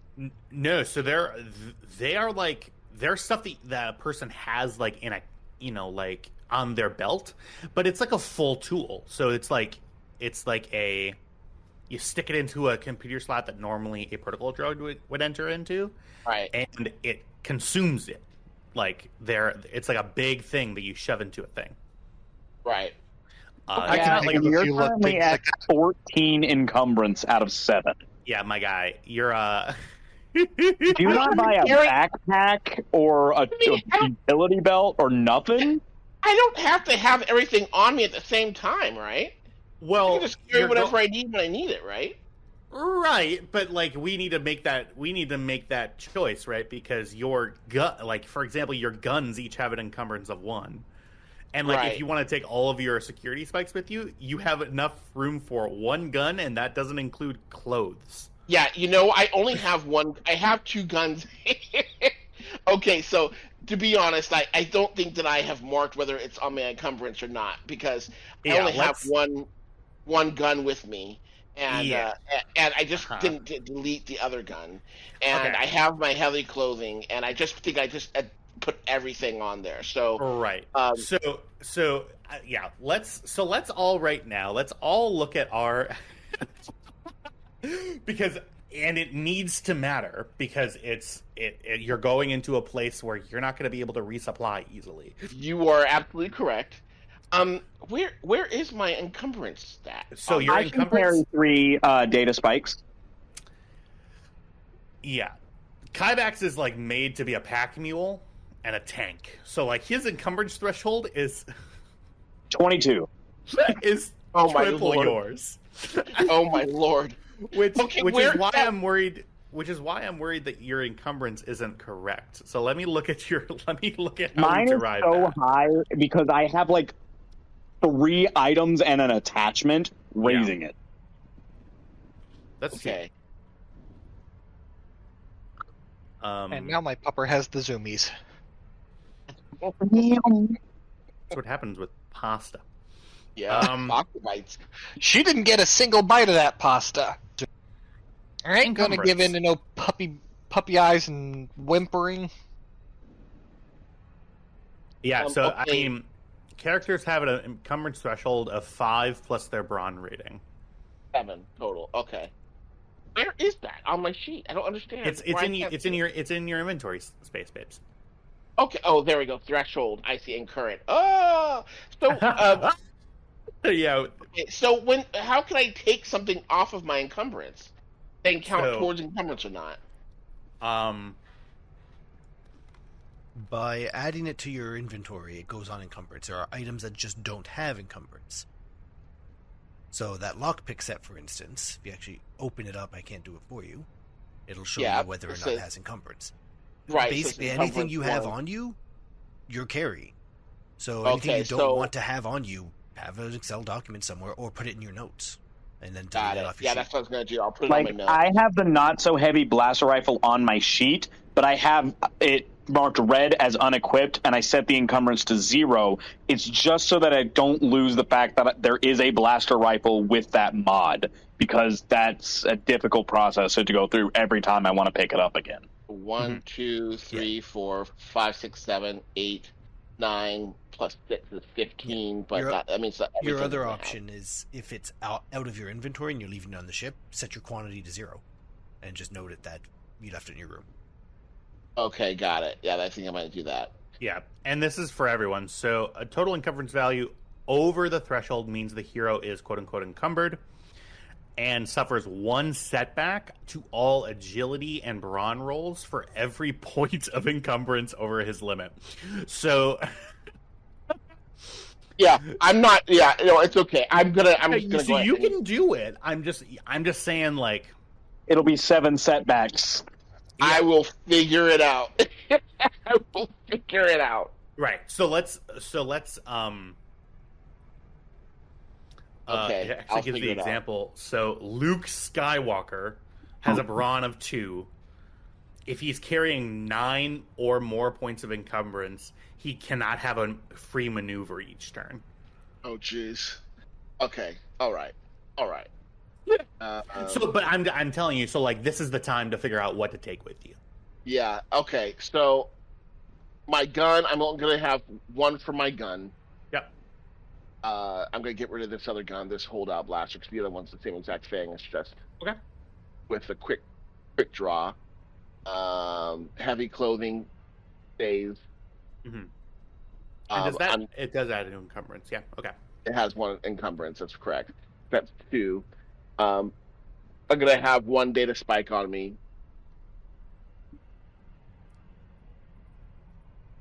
Right. I don't know if I need to have a concealed escape kit, but I feel like I'm going to get put in a jail cell at some point. That has 0 encumbrance, babe, so you can have that. Oh yes, the surveillance tagger has 0. The concealed escape kit has 0.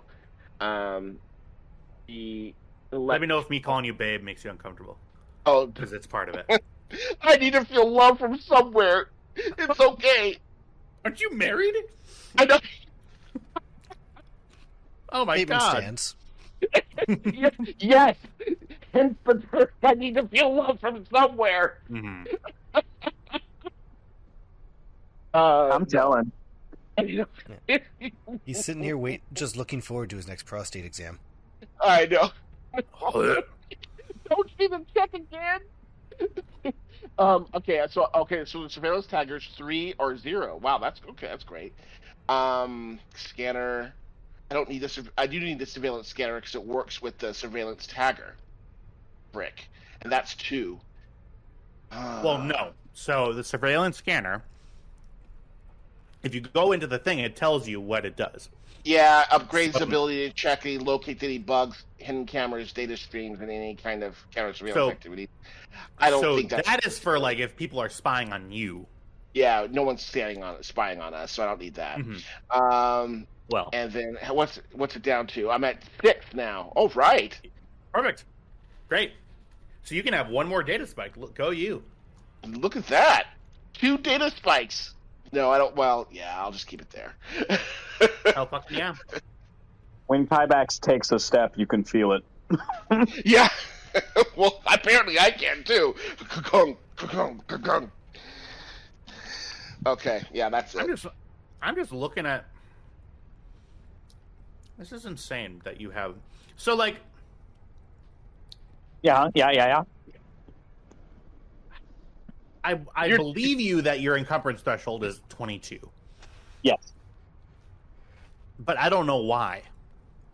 I have a Mark III modular backpack with all of the attachments, so that my value for that is increased a bunch. I also have the utility belt, which adds to it, and then I got the repulsor assisted lifting, which ups my encumbrance value by an additional 5. It's literally like Darth Vader using the Force to walk. Basically, yes. Sorry, I know we do have stuff to do, but like I do want to make sure. Tam, do you want a backpack? You can spend $75 to have a backpack.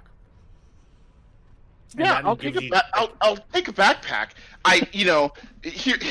Here's my in-game reason for not insisting upon that 5 minutes ago was that I kind of thought that as if we had our uniforms on, our castle security guard uniforms on, we aren't going to be carrying around backpacks.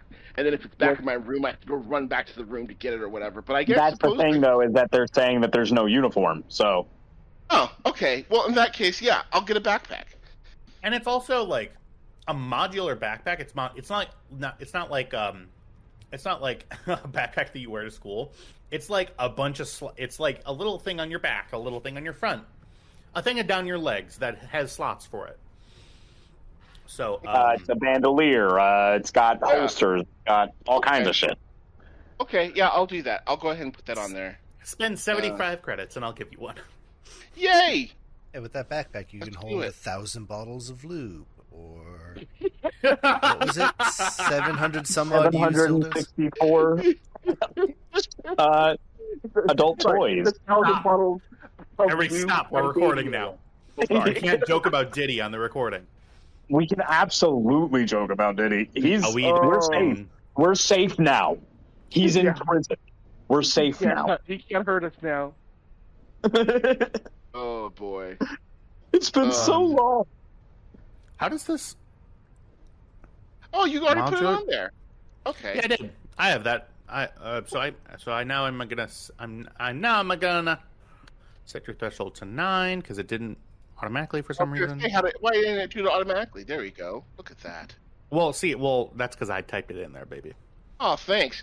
Okay, so I'll put in I'll just bring along the surveillance scanner just in case. Because you know what? Me and Kybax are going to need a place to meet that nobody's listening. Well, I guess nobody. I mean, I don't know. It'll have like security systems, so you definitely could scan for like cameras. Yeah. Okay. Yeah. Whoops. Let's do it. Let's do it. Sweet. I love. Awesome. Okay, so that's the two of you done. And how much time do we spend on that? What, 15 minutes? But fuck it. Too long. Sorry about that, guys. No. It's okay. It's totally fine. That's why we have right before the jump. We make sure that everybody's inventory is good. Cam, Howdy. since you're a part of the since you're a part of the ship team, is there anything in particular that you're doing? Any roles that you want to make regarding your ship? I will say that in the Imperial Bounty Notice, your ship's name is on there. It's like there. Yeah, that is a problem I have brought up. We could theoretically just pay for fake registration. It'd be a little bit more than a regular registration, but we are in hut space, so this is the place to do it. Is there a way that maybe I could forge it using my? Well, you know what? Never mind. Let's just buy it. We need to know how much it is first. I have tons of confidence in myself, guys. All right. Well, that's a very good question. Let me take a look and see if that's a thing. What is... So their upkeep is definitely not upkeep. It's definitely like... Give me just one moment. I need to registration. I can't imagine it be any different than like getting your title at the DMV, but a corrupt DMV where you can get a fake one. So like an outrageously expensive. Yeah.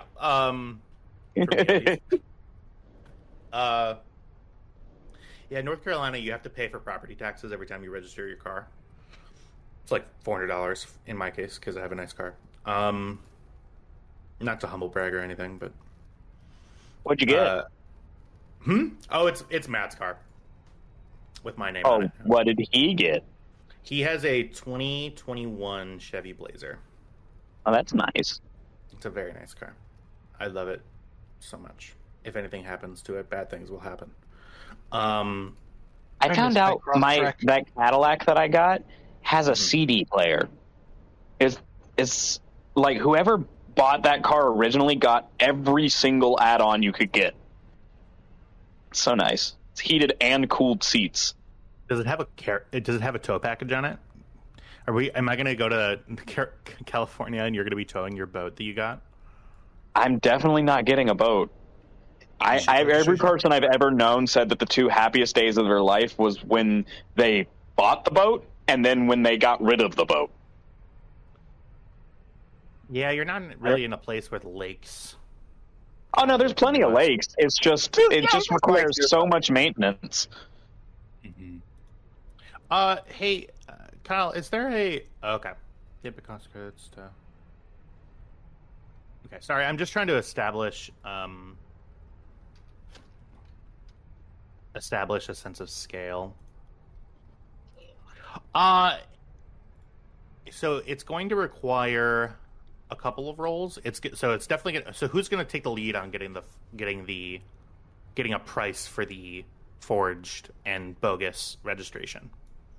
That's got to be Cam.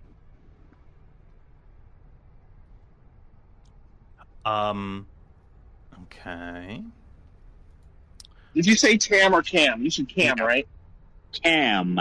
You are not talking to anyone for as long as we can help it. Thank you. Anything that requires agility, he's fine with. Yeah, I agree. Running away from the person he spoke to. Yeah. All right. So, Cam, it's going to require you to ring up a docking official, someone who's not just like the guy who's handling the ATC operation. It's like reaching out to some admin at the docking bay itself. Yeah. Well, number one, I'm gonna have you do a. Go ahead and give me an outer rim. No, this will be an underworld check. You want to find a corrupt official. It'll be underworld, and I will say, since you're on a hut planet, it's gonna be pretty easy. It's just gonna be difficulty 1. Copy that, and away we go. Truly the most mid roll in the world. If you spend a light side point, I'll let it happen. Sure, let's fucking go. Cool. Literally nothing happened on that roll. So essentially what happens is you spend like an hour just trying to get someone on the phone, like comms.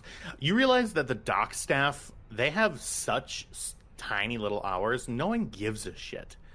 Their office hours are every other Thursday from 10 to noon, and they break for lunch.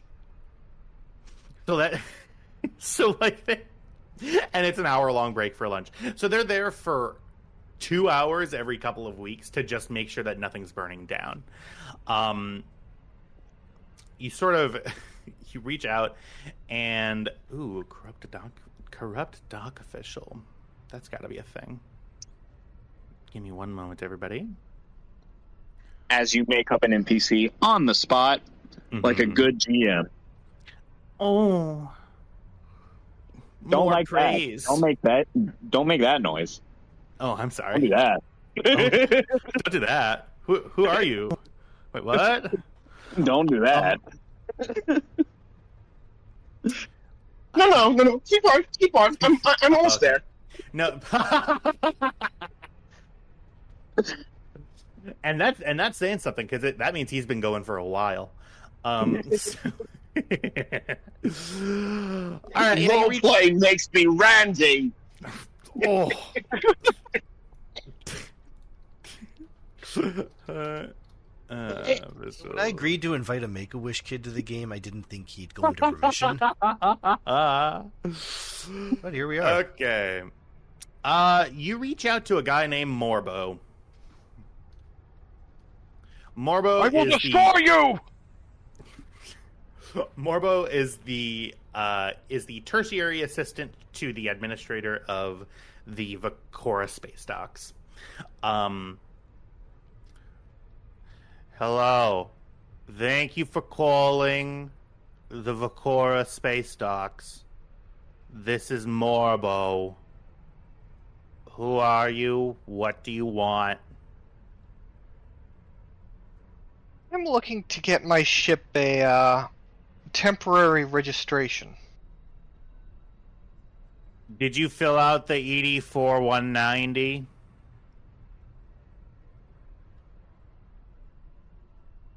Yes. I assume that was done while this was on hold.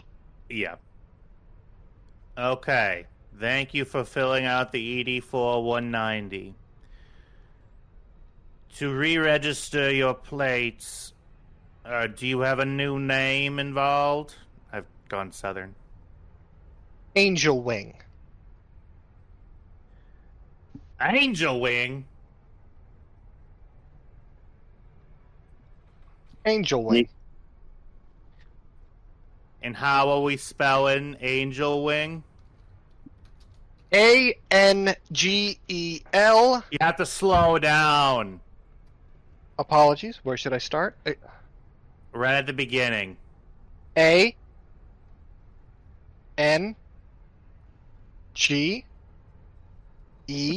I'm getting flashbacks to work.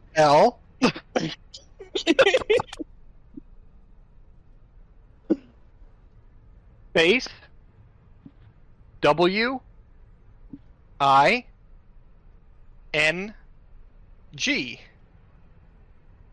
Is that G as in golf or D as in David? G as in golf.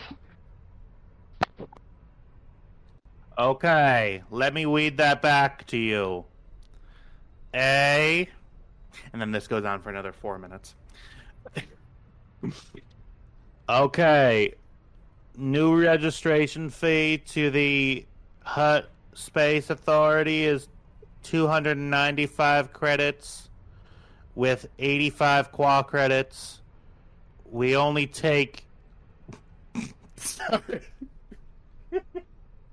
We take MasterCard and Visa. No credit card. There's an ATM and this is... I'm so sorry. I'm just loving my DMV character. Will that be E-Trade, or are you going to drop off your thing in a box?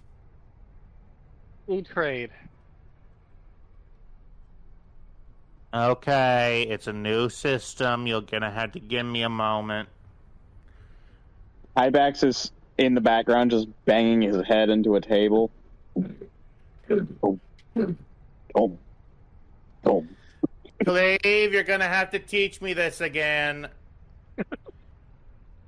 God damn it, Morbo. And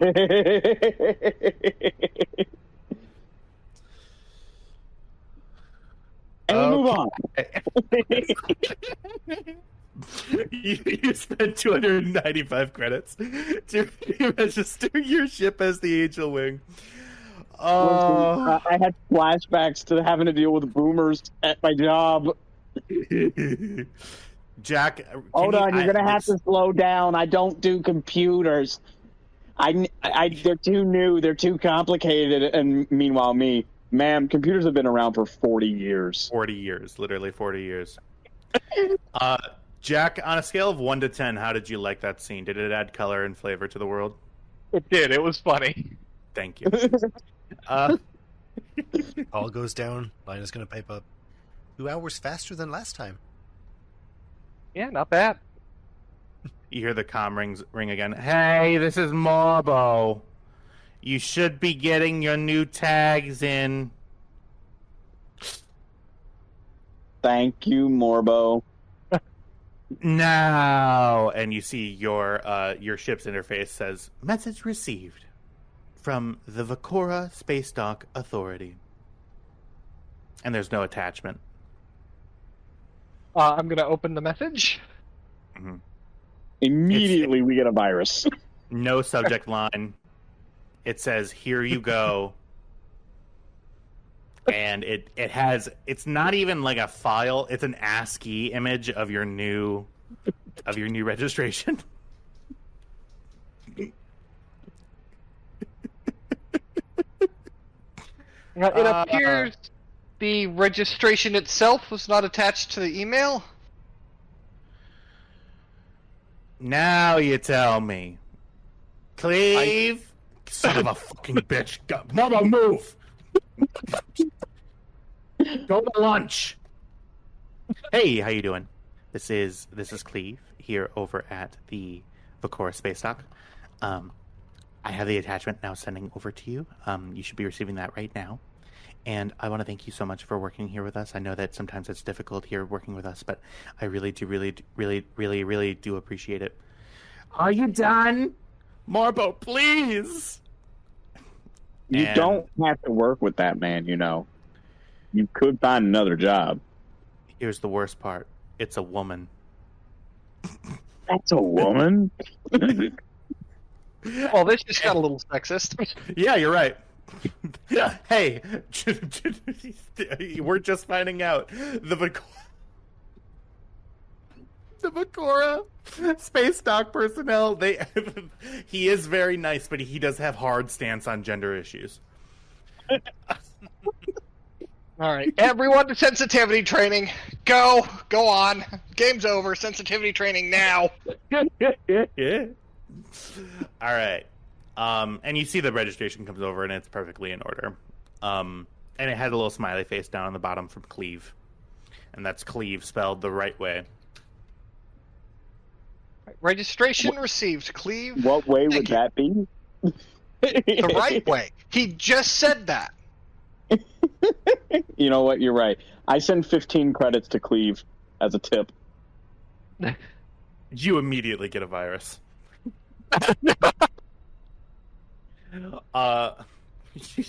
On what? Your data pad gets several fake. Hey, you have a package. Hey, you have a package. Hey, you have a package. How did that even happen? All right. So, Tam, Kybax. Okay. You make your way over to... hasn't been any ambiance this entire time. Public spaceport. Perfect. You make your way over to the Iron Chain. Arm to the teeth. You take a transport. Take 15 credits for the transport to the primary city. Mm-hmm. The capital city of Silharon is very similar to Vakora, only the buildings are taller. The higher up the buildings are, you see platforms up connecting some of the large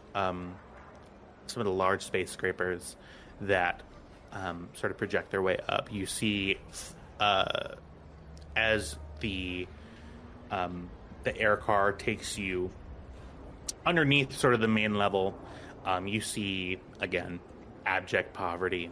Below you, you see a lot of people just making their way. And as you get to the main spaceport, the pilot of the shuttle says, "Oh, my apologies, you're not going to the main spaceport. You're going on the Iron Chain, huh?" You see he sits up higher and he inputs the coordinates, and you see you take a left turn and you start heading out into the industrial area of the main city of Slaheran. You see huge, massive power generators sort of spanning from the outside of the city to the horizon. You see arcs of plasma energy arcing up and down, sort of. It's a beautiful, very scary looking landscape out before you. You see to your left and to your right, going through this industrial area, you see these huge air scrubbers taking in the polluted, disgusting air from the upper city and pretty much just depositing that on the lower city. Not really scrubbing the air so much as putting the air where it needs to go to not impact the hires up in the upper city. I did do two things to prepare for this that I forgot to mention. I meant to, but we got so caught up in everything, but I forgot to do it. Okay. Yeah. First thing I did was Kybax strips the paint off his pauldron and paints a new symbol on his armor. It is... Hold on one second. Let me just put it in the chat.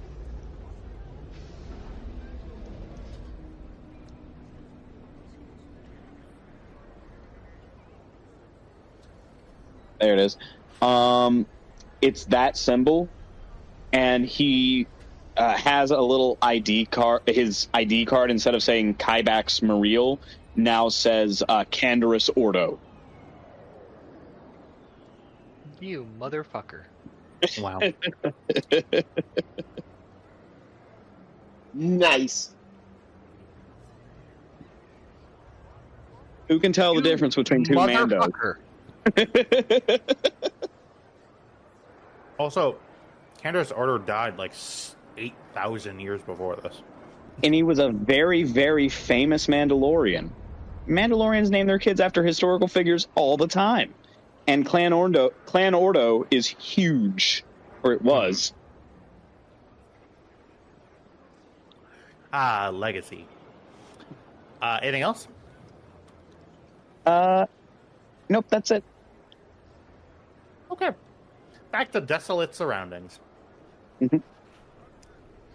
Oh, we need to get fake IDs for Cam and Lina. That's for you guys to do. It is. It just occurred to me. So yeah, don't let me interrupt. Continue.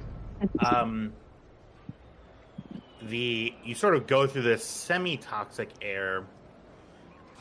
The sort of retractable roof of the car sort of comes up on top of the two of you. As you move on, the windows come up and the AC comes on. It's a kind of a nice ride if you don't look out the window. You go. Alternatively, could be a nicer ride if you look out the window, just, you know, because of the Schadenfreude. Yeah. Went right over my head.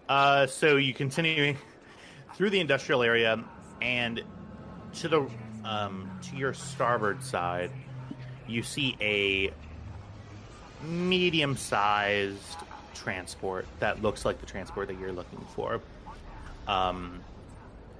The ship is completely black except for one white band that goes around the center section of the hull, sort of right around the equator, as it were, of the hull. Outside, as the speeder pulls up, he goes, "Hey man, I hope your ride's been good today. Just rate me 5 stars." And he sort of sets it down, and you see sort of being taken on board in a chain gang, several chain gangs, are sets of 12 prisoners. 95% of them are alien. Of those 95%, about 70% of them are Twi'leks. You see of different colors, men, women, all being taken up into the cargo area of the ship. You see a sort of a... Give me 1 second here.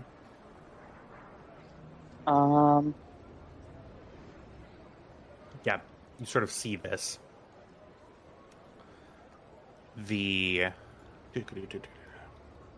Apologies, my computer is being slow.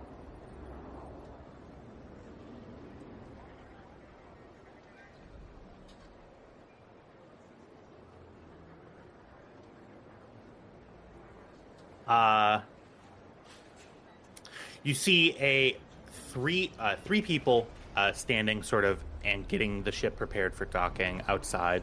As you sort of land, you see they're doing their last final inspections. And you see 2 of them have their guns and their weapons drawn. They have blaster rifles, and each of them are sort of saying things in Hadith to the slaves as they're being brought onto the barge.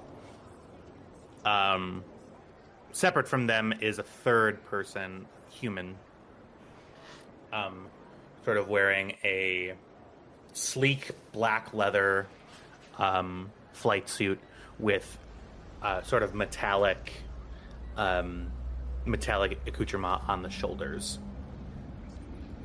Kyvax kind of touches Tam on the shoulder and is like, "Follow my lead," as they walk up. Okay. Yeah, she follows. Just 1 second here.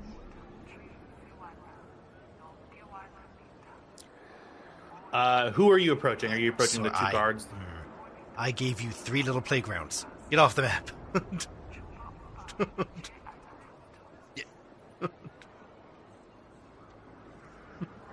Sorry, these tokens are a little... I don't want to take up all... Okay, whatever. I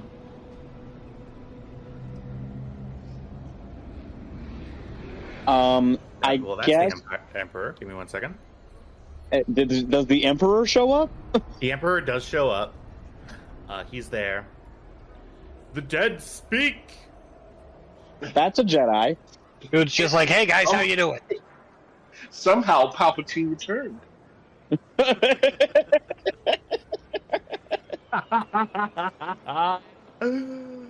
Oh, fuck. Very good. Give me just one moment, everybody. Okay, these are generic tokens. We'll have actual... that doesn't matter. I guess I approached the boss man. I'm just like, "We were hired to be guards. Where do you need us?" I seem to remember only needing one of you. Well, you got yourself something extra special. Remember we already got the space for 2. Mm-hmm. Yeah. And he's saying something else. Well, if you're gonna fuck me, finish the statement. I need to know. So the guy who looks to be in charge, he looks at you and he says, "Well, a Mandalorian I could probably use. What does this one do?" he's a And looks at Kymax. he's a crack Smiles. shot. He's a crack shot. He looks like a stiff wind will blow him over. Want to try that from 60 paces? We work well together. And he sort of looks past what you're saying and he goes, "Was that a threat?" And you see he gets close to you. His face is he has a bald head, forked sort of beard, pale skin. That's not how one should speak to their employer. You should learn your place. Kyback reaches over and just pats Tam on the shoulders. Gotta work on your manners, man. Apologies, sir. I was just eager to display my talents. Oh yeah? You're eager, huh? Very. Hey, we got an eager guy over here, folks. And he looks over at you and he sees, and he sort of motions over to the two guards. Drax. Let's see if he is up to stuff. Grab one of them. Oh boy. Aye, sir. You see Drax, big hulking guy, sort of dark leather, sort of brown leather armor with on his shoulders and on his legs, but his chest is completely bare. He has a bandolier, and on the bandolier you see a big, wicked, curved knife, and you see that he pulls out from his back, he pulls out a big stun baton, and he goes up to where the loading dock is, and he goes, "Stop!" And the last chain gang to get up sort of stops and looks down.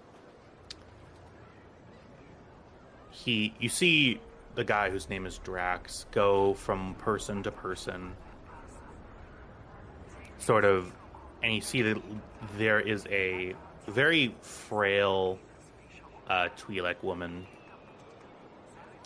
at the end of the line. Give me just one moment, everybody. And did I say Twi'lek? I meant Zarak.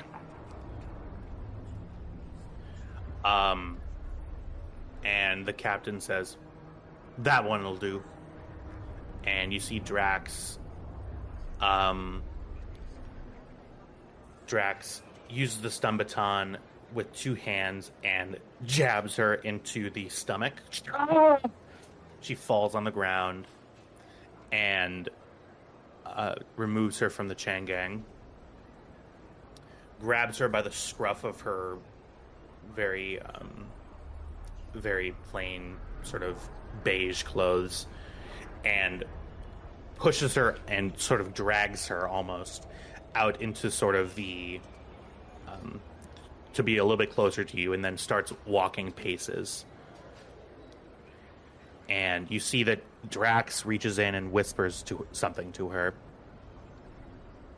and you see her eyes go wide, and Drax walks away, walks back towards his captain and says, "You said you were a good shot, huh?"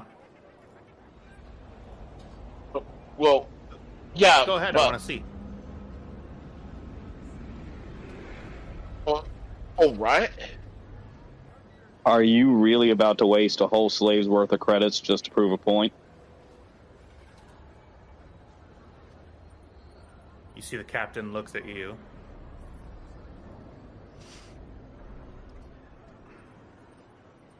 do you really want to test my patience now, or are you going to shoot the bitch?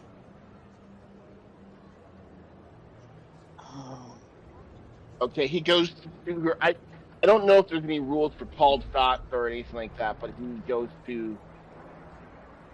He wants to like shoot her in the leg. Shoot her in the leg?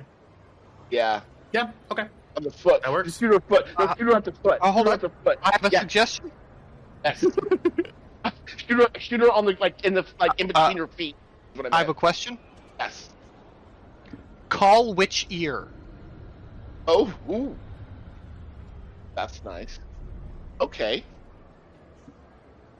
Because that Or- shows marksmanship, and not only that, you're not wasting his money, as well as you're not killing the fucking slave. Yeah. Yeah. Okay, yeah, I do that. That's actually a good idea. I say, how about her left ear? How's that for you? Yeah, that really shows off marksmanship because it's right next to the head. If you miss, the slave's just fucking dead. Okay. The captain looks at you, and go ahead, and I'm going to ask for a roll for this. Of course. Well, It's a ranged light, I suppose. Oh shit! I also have. I'm gonna. Well, so no, that's not the role that I'm asking for. Oh. This is gonna be This will be a coercion check. Can I provide trained assistance? Are you gonna be speaking up on his behalf, or? Yeah, I'm just like, at least this way we won't lose the money. Okay. Yeah, I'll say sure for the trained assistance. Yeah, so you get one more rank to coercion. So you will roll 1 yellow, 1 green. Okay. And And no boost, right? That wasn't. no, and his give me just one moment. Give me just. Apologies. I just want to make sure that I'm. So it's going to be presence. Because will and present. Yeah. Yeah, so this is going to be. This is going to be difficulty 2. Okay. And the light side point for this. Yeah. Oh yeah. Yeah. Okay. I'll do that. What does that do for me? Does that give me a so boost? that lets you so that upgrades your. So you are already upgrading one of your success die. This lets you upgrade the other one to a yellow. So right now you are rolling 2 yellows. Yeah. And 2 purples. Okay. 2 yellows and 2 purples. Yep. I can't hardly fucking bear it. I know. I know. Okay. Yeah. Well, I'm gonna have to kill these people, and I don't want to do that. well, this is making it a lot easier to decide. Oof. 3 advantages, though. Ooh. I will say you did fail the check, but the advantages will be coming into play. You see the captain comes up to you, Tam, sort of walks past you, Kybax, and goes, I'll just be honest, no matter what happens, she's gonna die. I just want to see if you're as good of a shot as your Mando friend claims that you are. You may as well make it quick. Because I doubt Drax will be that nice to her. Right. Okay. I have quick strike. You're truly doing everything in your power to make it hard for me not to kill these people, Tyler. I want you to be aware of that. Okay. I am probably going to kill them anyway. So what's gonna happen, guys? I'm gonna shoot her. I'm gonna try and shoot her in a space that is not lethal, and is small. So I'm gonna try and shoot her in the ear. I have quick strike 2, which means I get to add 2 boost die to my roll. And Rank of quick track to combat checks against any enemy that is not yet active. Wow. Holy shit. That is a good one. Hey, you're going to hit this woman. So this is so this would be what, range light at so they put her at about medium range. So this is let me look here. And feel free, anybody at any time, you know me, if we want to put a break to a scene, let's put a break to a scene. It's going to be difficulty 2. And where exactly are you aiming? I'm gonna aim. Oh God! If you're aiming anywhere, like, so you can just try to shoot her, and I mean, you'll shoot her. Or to be clear, her life after this is going to be as a slave in the spice mines of Kessel. Yeah, so... I know. I may be doing her a favor. No kidding. I'm starting to sweat. I'm gonna. You know what? I don't want to shoot her in the face, so I'm gonna shoot her. I'm gonna shoot her in the leg, in the foot. You're gonna shoot her in the leg. You're gonna shoot her in the foot. Yeah. I'm gonna shoot her in the foot. Because if I miss, I'll just shoot her in the leg or whatever. If I shot her in the ear. All right. Oh Lord. Okay. So. Oh, and hey, guess what? You hit. Jesus Christ. All right. Because you're doing something so fucked up, you take a point of strain. That's how I'm using that threat. Okay. I mean, yeah. So next time when you roll damage, roll on your gun, so it rolls your damage with it. So, oh, I see. But that's okay. Yeah, that's totally fine. Yeah. So the damage on that is 6. Actually, yeah, it's 11. Yeah, it's 11. So that, I mean, are you? Yeah. So you're shooting it to kill, right? So you shoot her. A fight goes on. Sorry, I pushed the wrong button. And you hit her in the leg, but the damage isn't just contained to her leg. She's dead. She hits the floor, not moving. Oh, damn it. I say it under my breath, just like, God damn it. Crack shot. Not so much. Well, maybe you'll have use at their mines. All right, you'll do. And then he turns around and you see Drax is looking over at her body. And the rest of the slaves are still standing there, the rest of the chain gang. And Drax goes over and he goes, "What are you still staring at? Get up!" And they all walk back up into the ship. What do? Ibex kind of turns off the external vocoder on his armor and just mutters, "Between the 4th and 5th intercostal space," in his sleep. And then he follows them up into the ship. Okay. How's Tam feeling? Not good. Not good.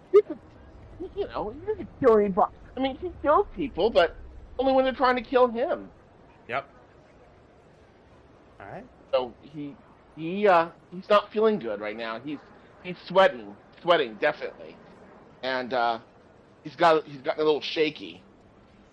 Kybex does reach over, put a hand on him, leans down, and is like, "From now on, shut your mouth." That wasn't fair. That wasn't fair at all.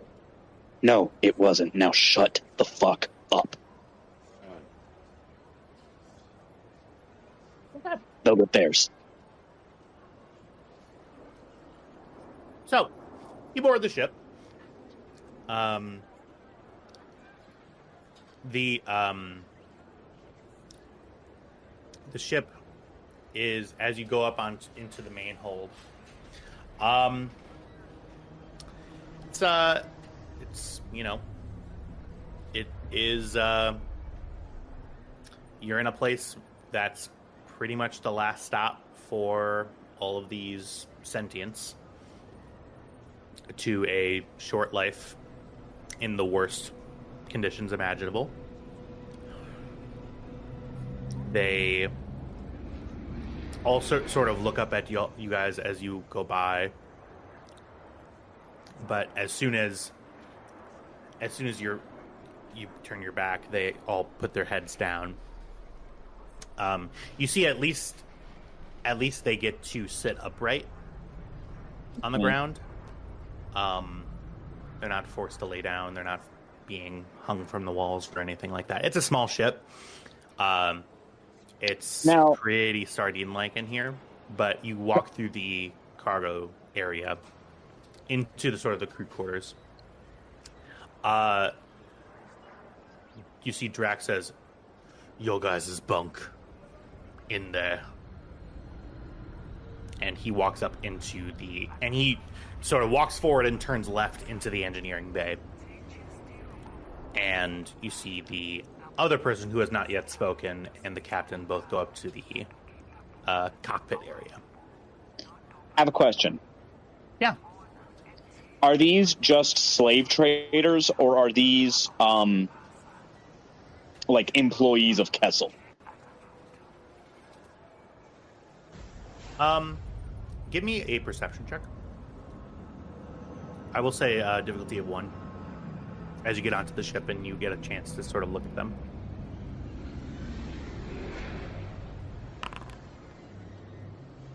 Are you fucking kidding me? Can Tam make the same check? Perception. Yeah.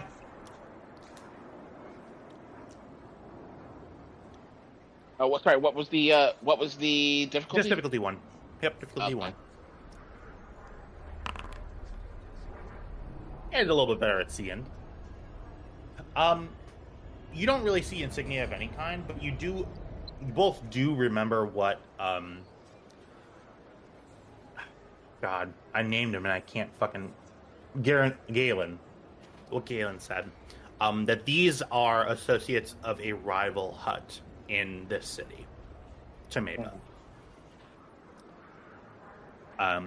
It's Dragar. Do we know which hut specifically? Yep, Dragar. Dragar the Hut. Dragar the Hut, on the scale of bad to real bad for huts, Dragar is right down there with the real bad. His main trade is slaves. He is a slaver through and through. And that leads you to believe that these people are probably employed by Dragar. They're not directly... They may not be employed with Kessel, but that doesn't mean that they're not working with them. Okay, so I'm going to turn off information that you don't have. Yeah, I'm going to turn off my external vocoder, and considering that we are still on the planet, I'm going to connect my helmet comm to what's his face, Maba's secretary.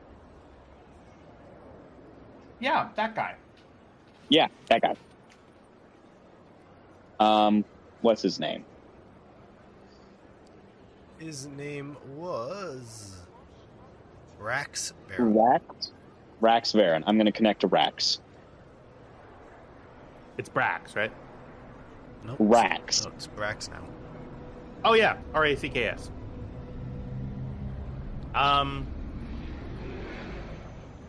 Rax. It takes a moment for him to answer. Yeah, who's this? It's Kybax. Okay. I'm on a slave barge owned by what the fuck was his name? Dragar. Dragar the Hut. How much would Maba pay for disruption in his activities? What sort of disruption are we talking? About 140 slaves being unpaid for upon delivery. Sounds like a drop in the bucket to me. Do you have access to their internal security framework, or Hired on as a trade guard, so yes. you have access to their trade network schematics? If Maba could influence the Hut slave markets in some way, she could probably make a profit on it. Is that something that we could theoretically gain access to on this ship?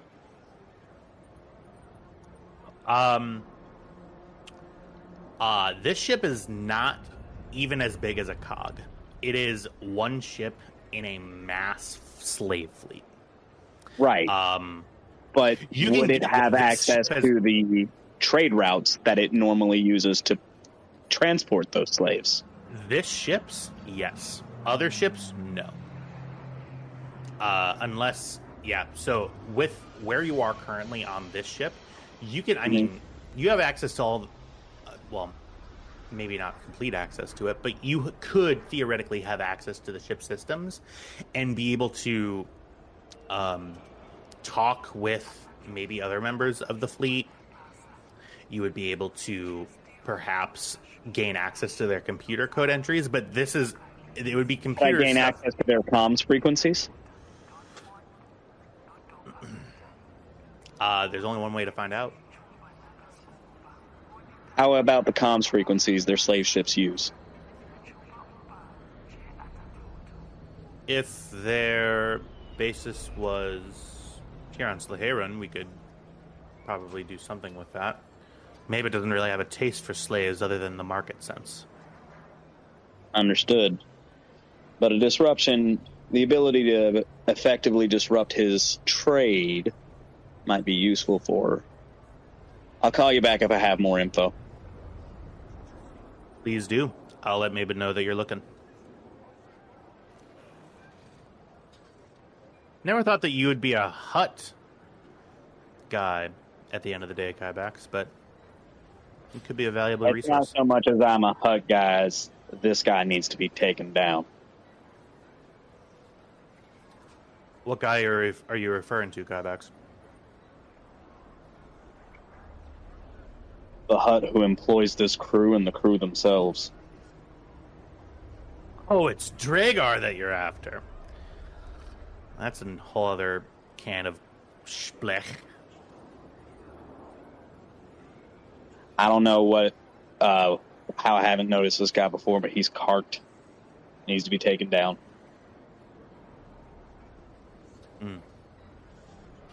Well, good luck with that, and the communication ends.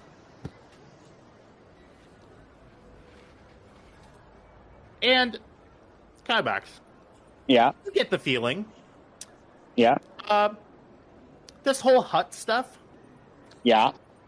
not your tea. No, not where you want to really. be. Not really. All this talk about slavery as a market that we can invest into and trade off of. Not super cool. Not super cool. Nope. No, I don't like it. One could even say the least cool thing. Possibly, yeah, the least cool thing to ever exist. Yeah. And that's our stance here at the Stormrunner. We are against slavery. What a bold take. Yeah. Truly not guaranteed in this Especially day and age. considering everyone but me is in the south. Yeah. Well, I mean, I'm in California. He's So- Canadian. Get the joke. But, yeah. So the ultimate answer to the question is killing these guys would get noticed.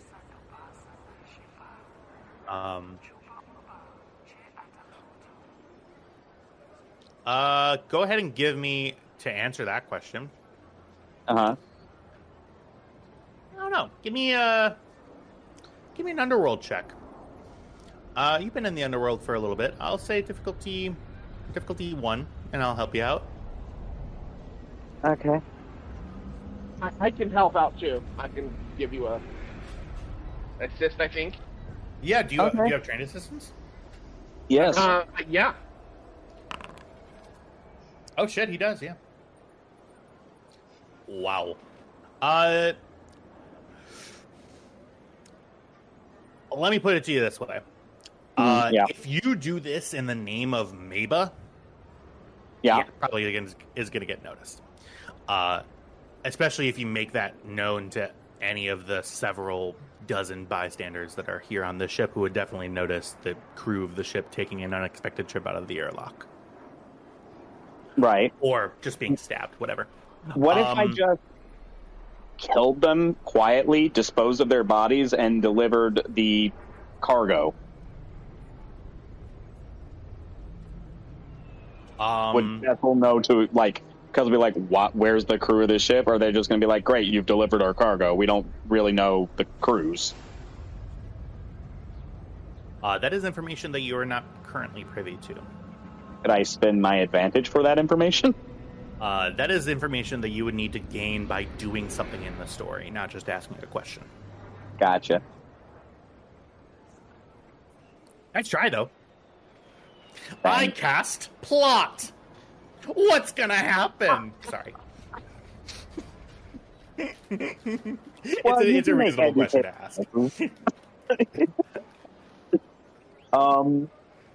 Once we get in our bunk and I go to Tan, I'm like, I want you to scrape this barge for every single scrap of information you can find. You bet. I got it. You hear the ship take off.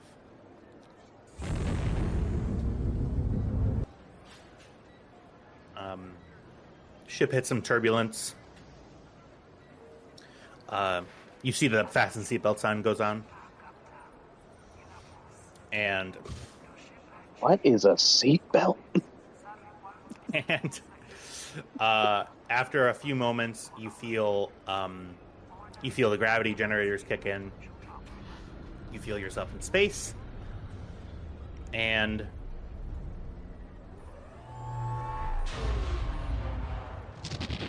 you take off into the great unknown. Where you're going, nobody knows.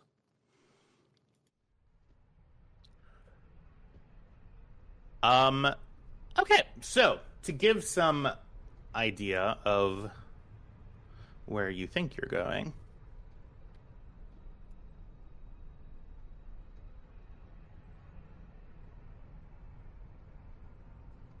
So, following along, it's going to take you about a day and a... Is that right?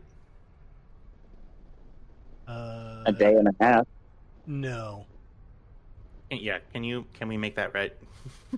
Sorry. No, my current... it takes... Well, so how long did it take? 3 days to get to Foremost. It takes 3 days to get from Slaheron to Kessel. I've adjusted the map to zoom it out a bit, and I have not adjusted the measurement tool. Okay. So I will correct It takes 3 days to get to Foremost, or 3 days to get to Kessel? It takes 3 days to get to Kessel. Okay. With a Type 1.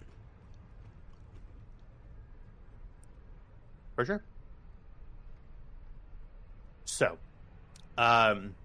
you know that in travel time, Kybex and Cam, you have about 3 days. Call it 2 until you get to Foremost. Yeah. And then have to jump again. Yeah, it's like 2.4. I just knew that we couldn't make it from Slaheron and back again on the Stormrunner without fueling up somewhere. Right. Oh.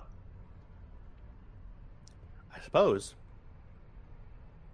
what we will do sort of before we talk about travel time, Cam and Lina, what are y'all doing and how long are you waiting before you also take off for Kessel? Well, we need to get fake IDs that are linked to our new registration. So you call the interpersonal registration office? Oh God. Please no. I don't Do it know if online. calling the interpersonal registration office is like the point with this, unless they offer like on-demand fake IDs. You know someone who offers on-demand fake IDs. Do I? Because I'm blanking on it. Thank you for calling, Morbo. Oh my god. Okay. I right. also work for the interdepartment.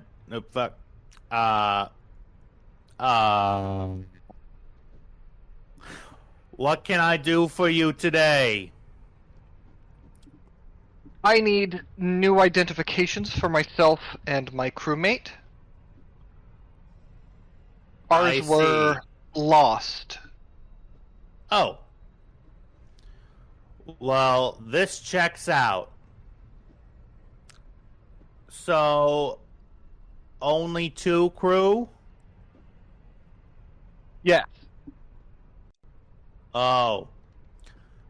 Okay, so what I need now is the names of the people on the IDs and their titles, if any. Also, did you fill out the DD1998 form A Alpha B Bravo? I did, in triplicate as requested. The triplication was not necessary. I don't know what triplicate means, honestly. It means you filled out the same form 3 times. Oh, you know For what? like record-keeping purposes, like one gets saved, one gets processed. Yeah, the person who signed it keeps one. One is used for toilet paper. Mm-hmm. Thank you so much for the triplication. I wasn't just looking up what that means. So, thank you. Now, slowly, you speed racer, slowly you need to tell me your name and the name of your other crew person. First name, Juno. J. U. N. Honestly, O. Ham had to shoot an innocent woman, and I think he has the less difficult task.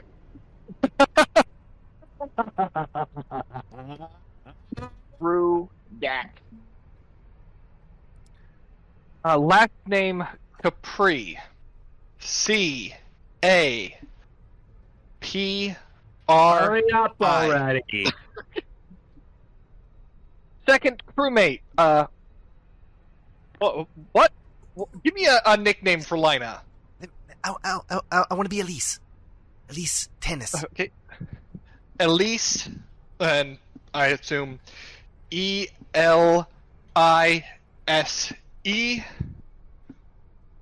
Last name Tanis. TANNIS.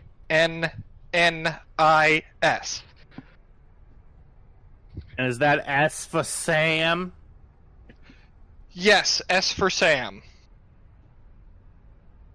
Okay. So it's ELICE space SASSIS.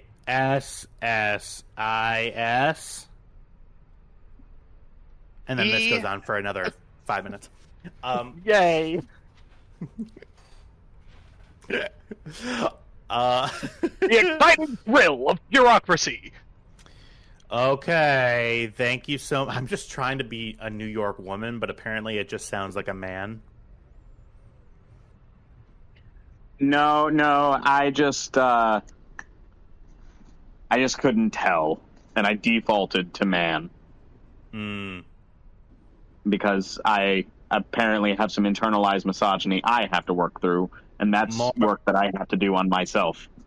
Morbo understands. Lots of... Also, hi, Kybex. You're in this scene now. Wait, why? How did I get here? Ah!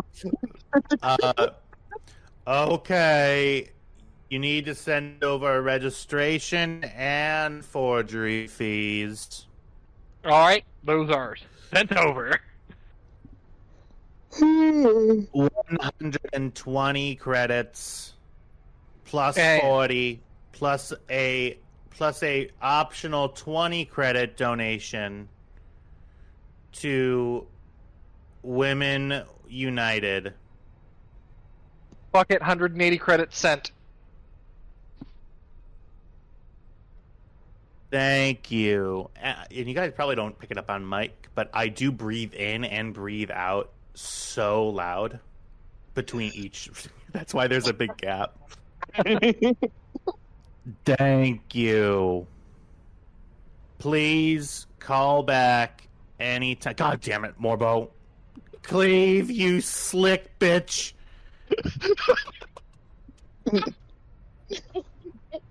What is happening? It's just me losing my mind. And we needed a little bit of levity after shooting a slave. Yeah. So, Indeed. Why did you do that, by the way? Why did you do that?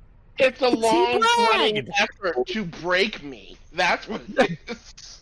he's like, that shot. They needed to prove it. They didn't have a target set with them. I don't know if break is so much the right word as teach.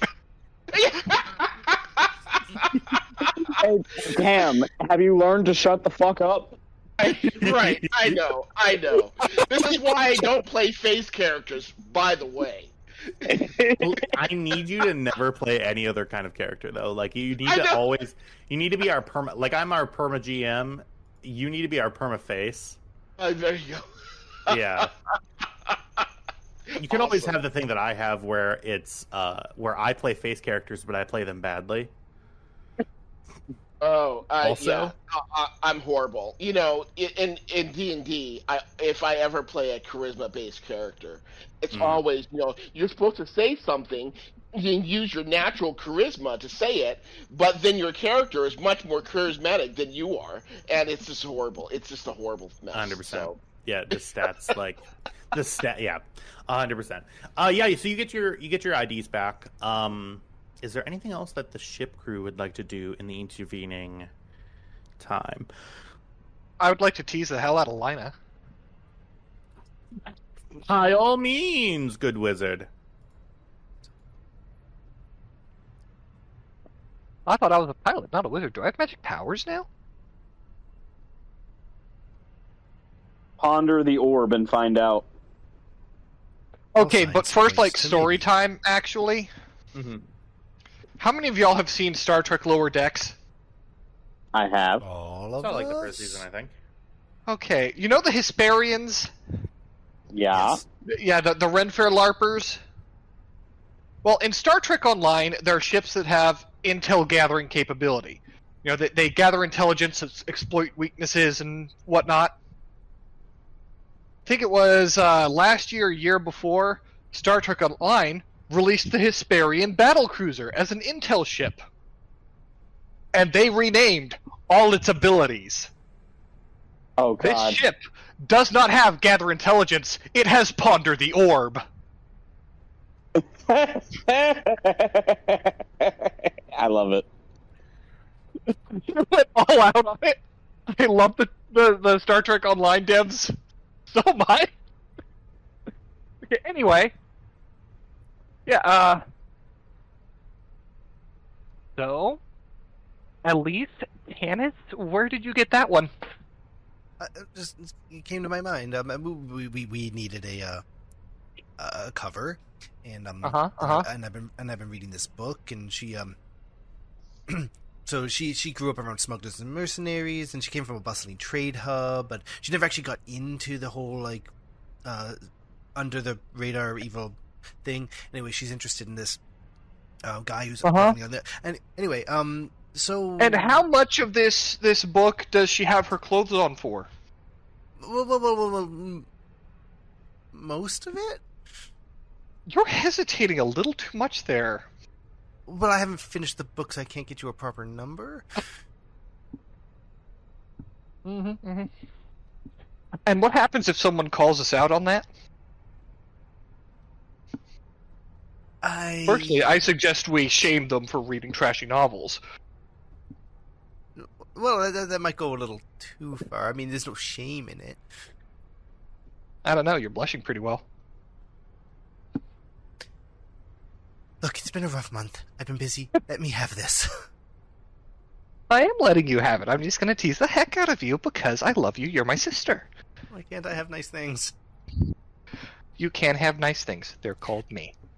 As soon as you say that, Cam, you hear a bunch of objects sort of clash down on the ground in Karga's room. Oh, I right, we have a suppose child now. we better make sure that he's not setting the ship on fire. And you hear a "damn it" from Karga's room. That sounds like a captain's job. I put out the fires. Off to engineering. La, la, la, la. There's a head in the hallway. Is he bowling? And you stop outside of the door, and you hear like breathing with effort. You hear like a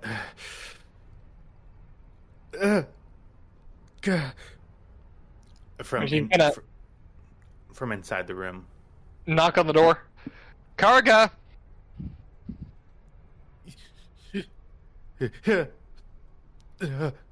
Alright, I'm opening the door. She does announce that a few seconds before she does it. Mm-hmm. Now, give the kid time to maybe hide whatever he's not supposed to have. Okay. If you hurt that kid, Tyler, I'm going to personally come find you, and I'm going to kick you until your ribs no longer exist. Do you open the door? Yes. She gives him a couple seconds to potentially hide anything he's not supposed to have, then opens the door. You walk into the room, and you see something terrifying. Something that you've seen before. Something that you never thought would be a big part of your life, but is here. You see Karga sitting at the edge of his bed. You see strewn around the ground are several engineering tools. The ones that are not on the ground are levitating above Karga's head. His eyes are closed in focus. And as soon as the door opens, his eyes snap open.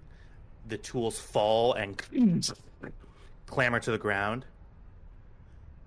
And his mouth opens and looks at you and says, "Crap." In my defense, I warned you and gave you several seconds to hide things.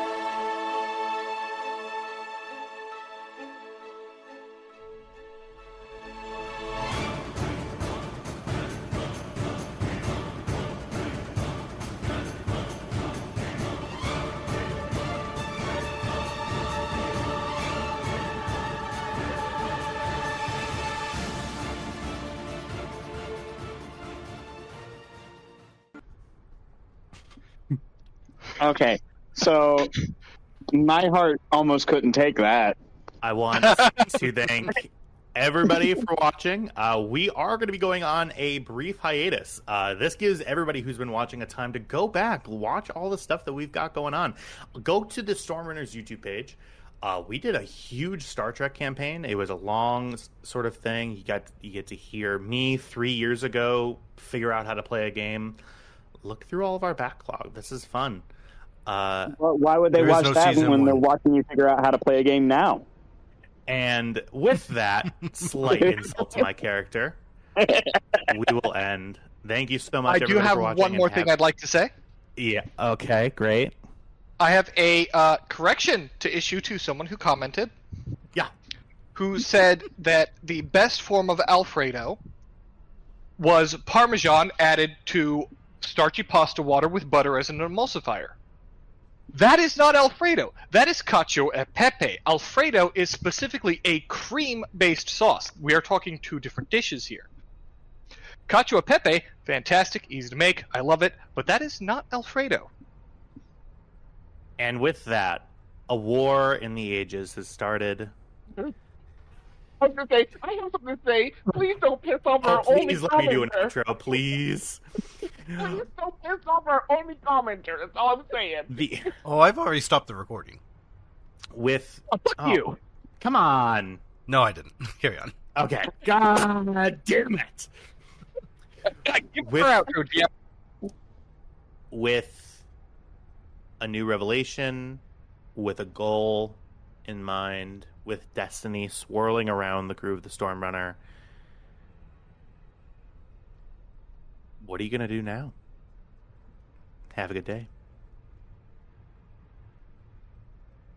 So if you ever scare me like that with Karga again, I'm gonna find you, Tyler. Yeah, you threatened me, and then I gave your one NPC that you introduced force powers, so I don't know what You you're... did. You I don't know did. what You you're did. complaining But you about. scared the shit out of me. My heart can't take it. I was sort of surprised at how Cam just took that in stride. Yeah. Like, yeah. she walked into the room of a teenage boy who was breathing heavily. This is honestly best case scenario. He's not a teen. He's 9. The Oh, heavy, okay. 9 years old. Yeah, the heavy Yeah. crash, the heavy breathing, and the father figure he has, I assumed was lifting weights. I mean, Oh, technically not- he is. You're Not not levitating wrong. stuff? No. Well, I want to He take has- this opportunity to just... Oh. Go ahead. No, go ahead. No, go ahead. I want to take this opportunity... Oh. I'm gonna... Yeah. Breathe in. Yeah. Breathe Yeah. out. Uh-huh. So So you were saying? the time that we spent playing Star Wars has been fantastic. We're gonna keep playing it in 6 weeks' time. It's gonna be great. I will have my Sunday nights sort of back. I'll be hanging out with Matt a lot. We'll be going on vacation. If at any point anybody wants to shoot me a text and talk about Star Wars or whatever, we can absolutely do that. I love you all, and Oh, I will XP. and I will give you all 10 XP. Huzzah! Now Hey, you start spending mine. I've got 35 unspent. You have 35 XP unspent? Yeah. 2 weeks of 10, a week of 5, and now 10 more. What are you waiting on? Well, I'm like practically down to the bottom of my things. Oh. My trees.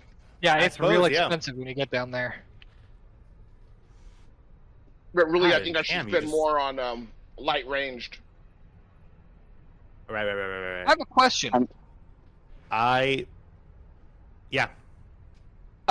Picking up new specializations, does that cost scale the more you pick up? I don't Yeah. know, but let me look that up. Yeah, I'm pretty it's sure like it does. 10 plus or 10 times the number of specializations you'll have after you pick up the new specialization. Honestly, that sounds right, and I'm really surprised. Sorry. I'm kind of debating taking Cam into the thief tree just long enough to pick up 2 ranks in dodge. Yeah, Art. it's good. I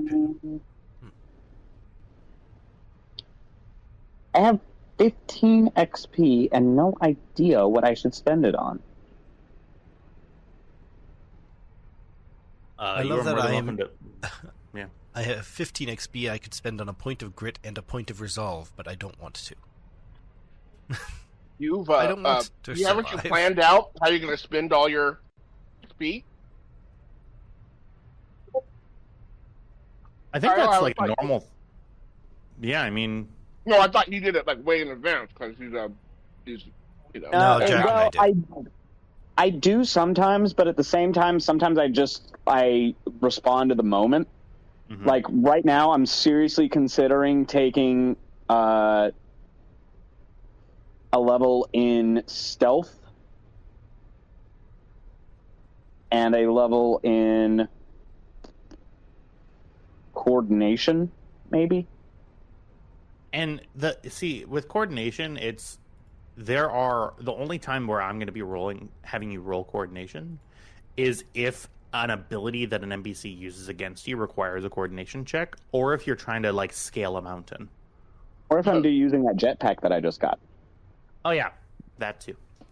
So you don't need ranks in that, I don't think. Yeah, I think I'm going to take one. Okay. Where does it? Trev, do you know where you got that rule for? What? Oh,